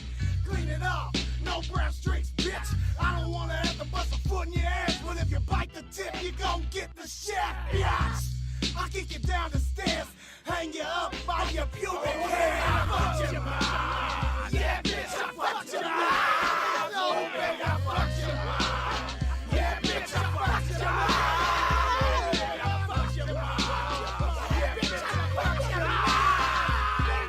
The couch, the front porch, and the kitchen table. I've been that bitch over, making mama type of giggles. Hold the dick out and don't spit, I stab hoes. Toss my low, that's one bitch. It's time to go. Your mama ain't shit but a nasty hoe. Pop a pimple, make her suck the pus out my toe. She gets fucked with trash, Birkin's all in the rest. We just laugh as she bleeds and gas. Face down in glass as we smash and break. Bag on her face as a bitch suffocates. You fucked with a Bessie case. You ain't know the wasteland fucks with some nasty. I fucked your mom. Yeah, bitch, I fucked your mom. No, baby, I fucked your mom. Yeah, bitch, I fucked your mom. Yeah, bitch, get a trick. Yeah, bitch, take the dick.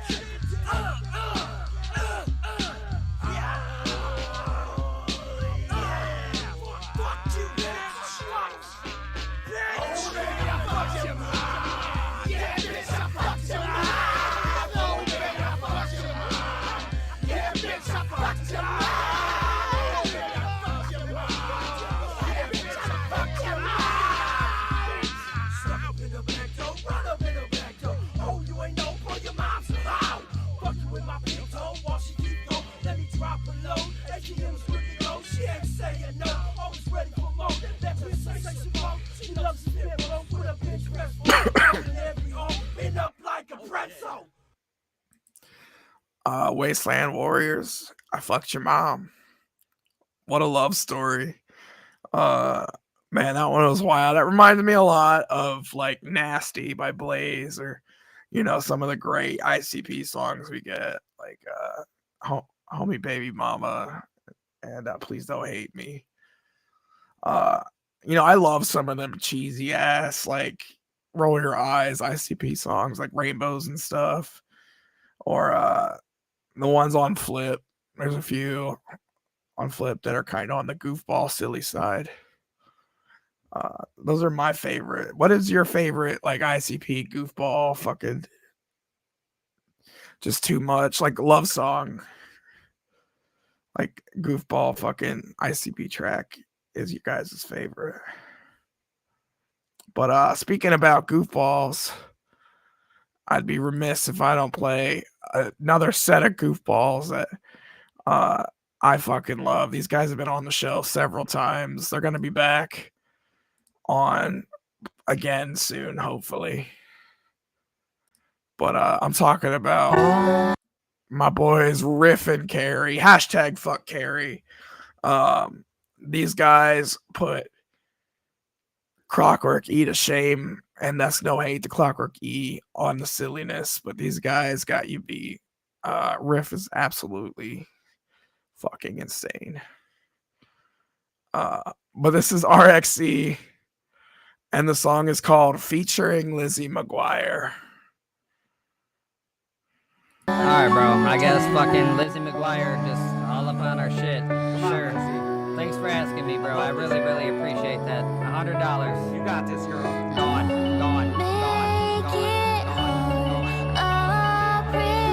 What the fuck is she even talking about?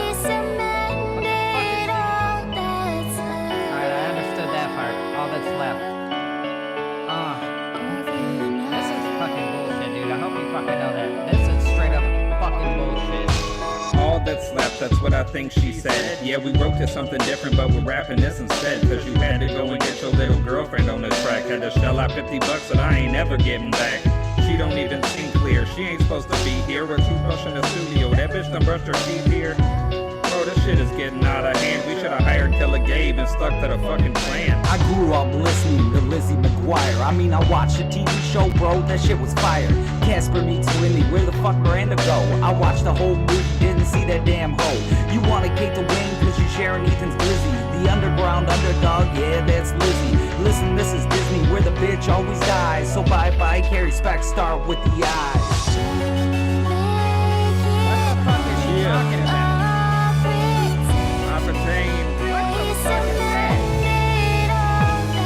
All that's left. Home. Yeah. Yo, I'm trying really hard, and homie, I got no idea what she's saying. I ain't playing. I know you wanted to see her, but we underground. We ain't got no room for kitty shit. Not a little bit. We supposed to be illiterate. How you gonna get this bitch all on our shit? You ain't thinking with your big head, you thinking with your jig. Man, this shit is getting out of hand. Should've hired Saint Nine and stuck to the fucking plan. She's our future, you got your dick in your hand. Her voice is angelic, you don't have to understand. Her dad was Lewis, the king of all nerds. He lied, she's taking revenge with her words. She's also really sad that Gordon got killed. Thank you, Mr. Dosha, for lending your skills. We wicked underground motherfuckers they afraid of. So listen to me now, this is what dreams are made of.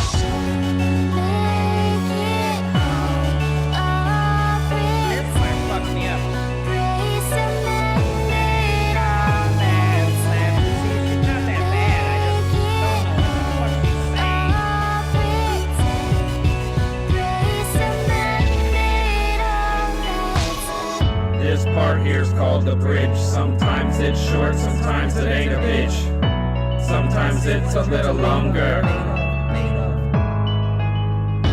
Sometimes it's short, sometimes it's long. All that really matters, all you bitches sing along. Sometimes it's short, sometimes it's long. All that really matters, that you bitches sing along.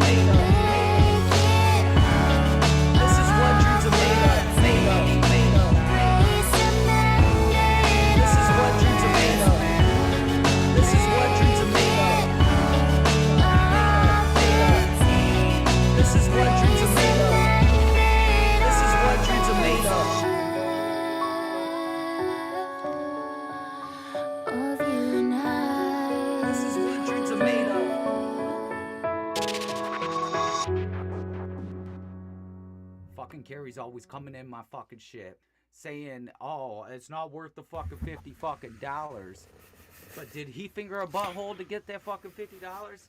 Did he rewatch Lizzie McGuire movie 150 fucking times only to jerk off 3 fucking times? No. Man, I love Riff and Carrie. You know, not only are they fucking hilarious, but you know, their music is so fresh.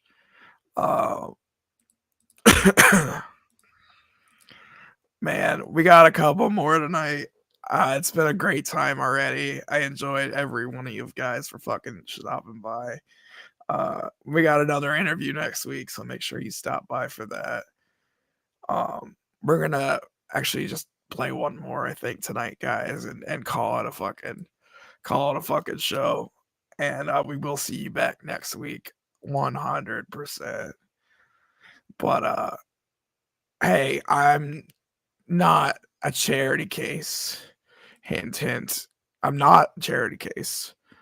But if y'all could hit the like button and the share, that would help me out a whole fucking lot. And I'm gonna do my best to make the show better every week for you guys. But this song we're ending on is some super famous fun time, guys. How could you not end on super famous with Charity Case?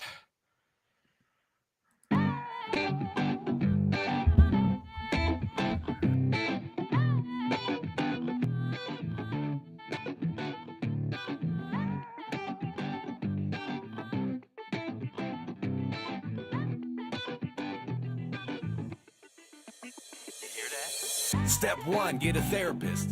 Check. Step 2, don't go. Can I handle this on my own? I don't know, my meds are already upped. I'm taking the whole dose. And the pros to my Prozac is maybe they'll control that evil in my mind that I so often expose. Maybe it's all sunshine, rainbows, and everything is dope. Nope. Never mind, I'm just stressed, need a fuck that. This is who I am, yo, and you can need a nutsack. If you don't like it, there you have it. Decided, go on and try it. Swallow privates and choke to death on a cum rag. Fun fact, fuck you, I'm hateful as ever. Plus I still wanna cut you. The sooner the better, then up and gut you. And once you come to, I'ma play with whatever happens to fall out that trash bag you call a body, bitch. I just needed an audience.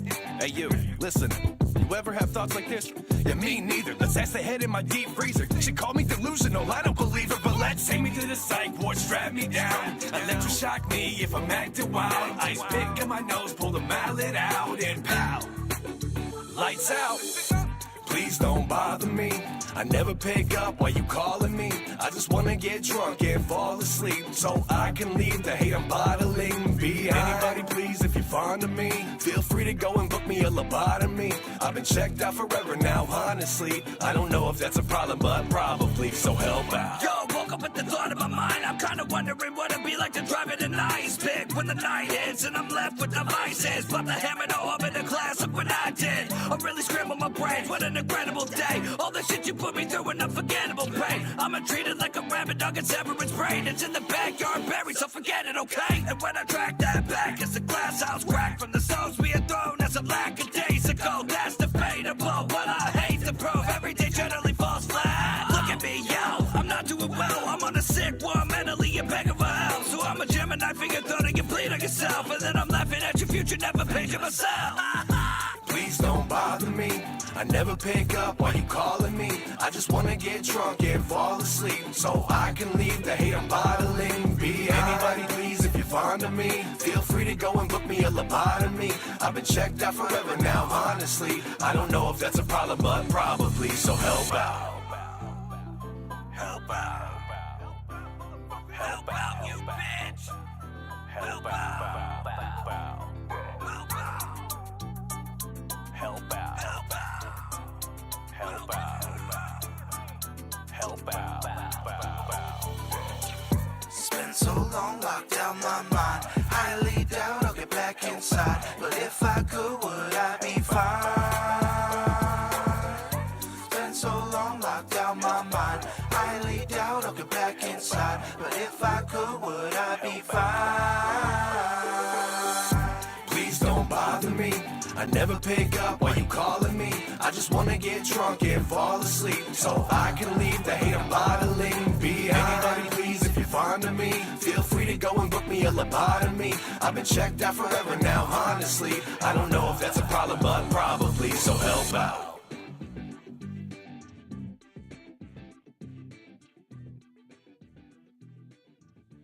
Long live evil. Long live evil. But hey, like I said, if y'all could help out, hit that like button, the share, the subscribe, the dislike, the comment, go back, unlike it again, and then relike it one more time. That would help me out a whole bunch. And let me know how I can do this better for y'all. Let me know what you all want to see, and I'll be there to fucking give it to you. It's been a long night. I'm losing my voice now. I hope y'all had a great time. Check out Nate Money. He's dropping a whole new ass album soon called The Tomb of Terror. I can't read or make it big, apparently. The Tomb of Terror. Super fresh. Thank you again, Nate Money, for coming on. I got nothing left to do but say, I hope y'all be safe. Stay spicy. Stay the fuck away from hate, because that shit will kill you. And we'll catch you next time. Whoop whoop.